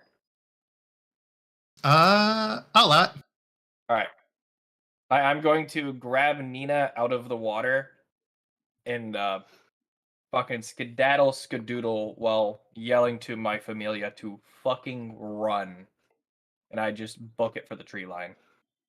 Okay. We'll find out how the running goes at the end of the round. Well, I do have the ability to dash, which is 90 feet. Got it. All right. So we are out of there. Gotcha. Make a strength check, please, for carrying her. Or athletics, sorry, not strength. Drops her. Please. You know, the skill that matters. It's a 9. Bro, I was kidding when I said you dropped her. Okay. So I'm just going to half your movement, but otherwise you're just because you have to constantly correct to carry her. Mm-hmm. She's not light with all her gear. No. On the bright side, she went right out of rage. Yeah, she's a thick woman to begin with, too, so I mean. Yeah.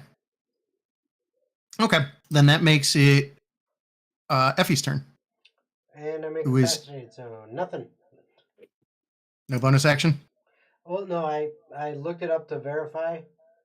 Mm-hmm. Incapacitated, according to the errata, they defined it. Technically, it says removes your action. You can't do any actions or reactions. And so bonus action is still considered an action. You know, Got it. it falls under the same thing, so you can't do anything. Well, I appreciate the honesty and correction for me. Yep. I like learning when I screw up something, so Yeah. sounds good to me. I've screwed that up in the past before, so. Okay, well, then you're floating along. That makes it Lilia's turn. Yep, Lilia's turn. Lilia sees Effie is in a bit of trouble and attempts this crazy maneuver. We'll see if she's got ridiculous athletics. Never mind. Probably fine. Yeah, I'd say 26 does it. So she runs over and moves to scoop you up. As she does, a reaction triggers. The dragon's claws leap up at both of you Damn. for a natural 20. I'm dead.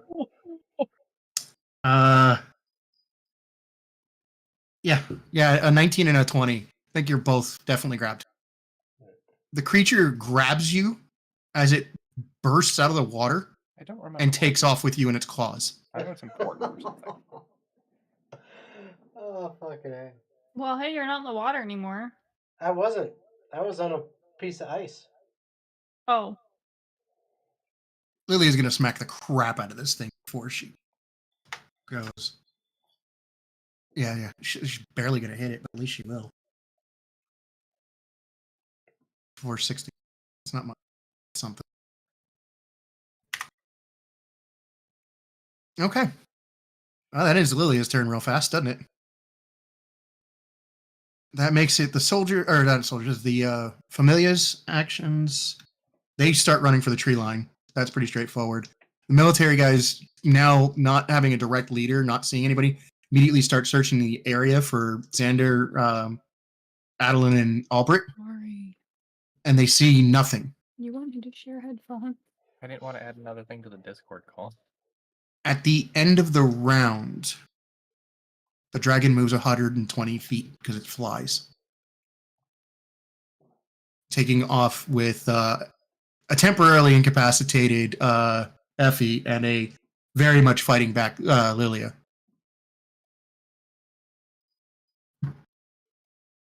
What action does Lamel have? Because he's the only one left that's not in a bad situation. The only thing I can do is I could drop Nina and I could dash action, bonus action, dash, and actually chase the dragon and gain on it. Could, if you want to.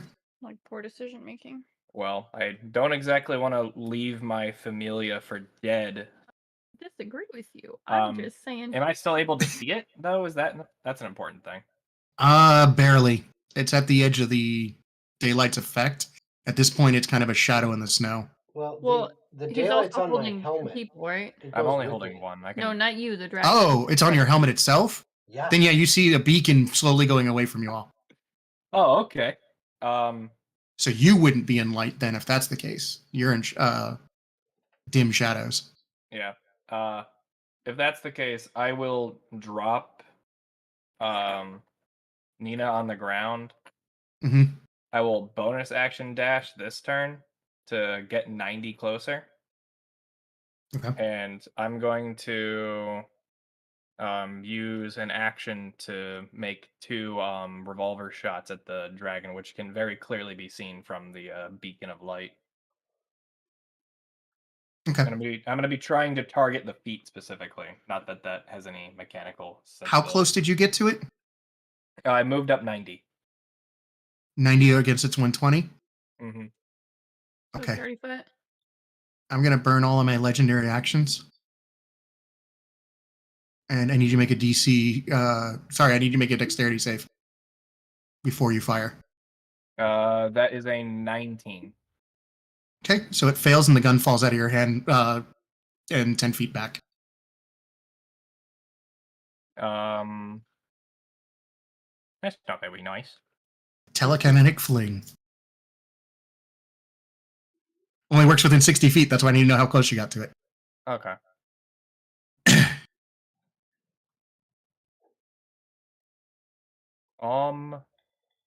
If that is the case, my revolver is gone, so I can't make any action to.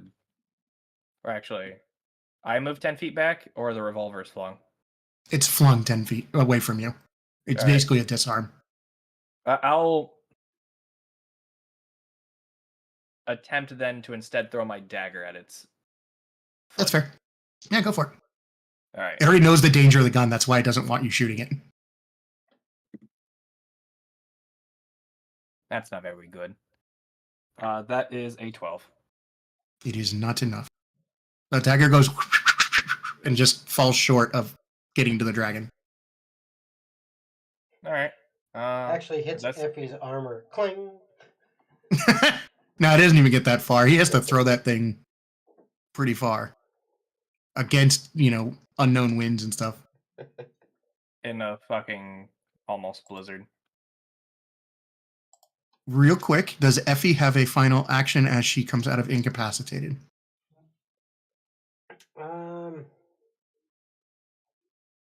It sounded so like absolute. Sorry. She's gonna do one thing. It's not really an action; it's a bonus action.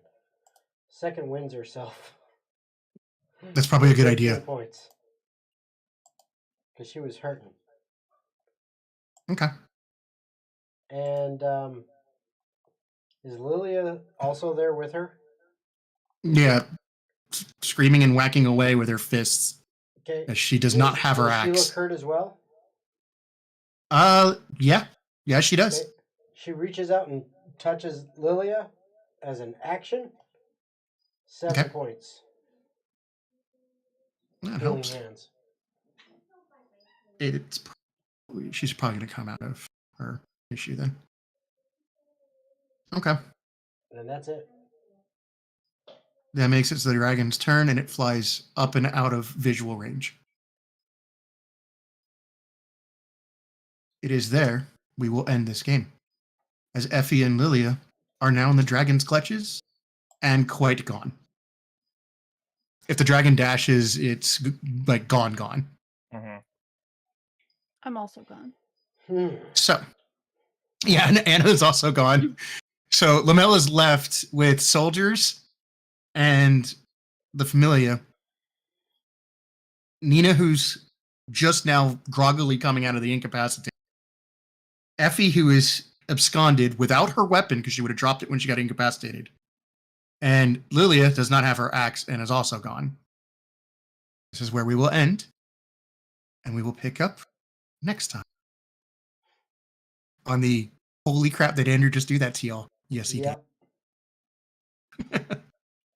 It's sorry, Zach, it's the smile. I can't help it. Yeah. Alrighty.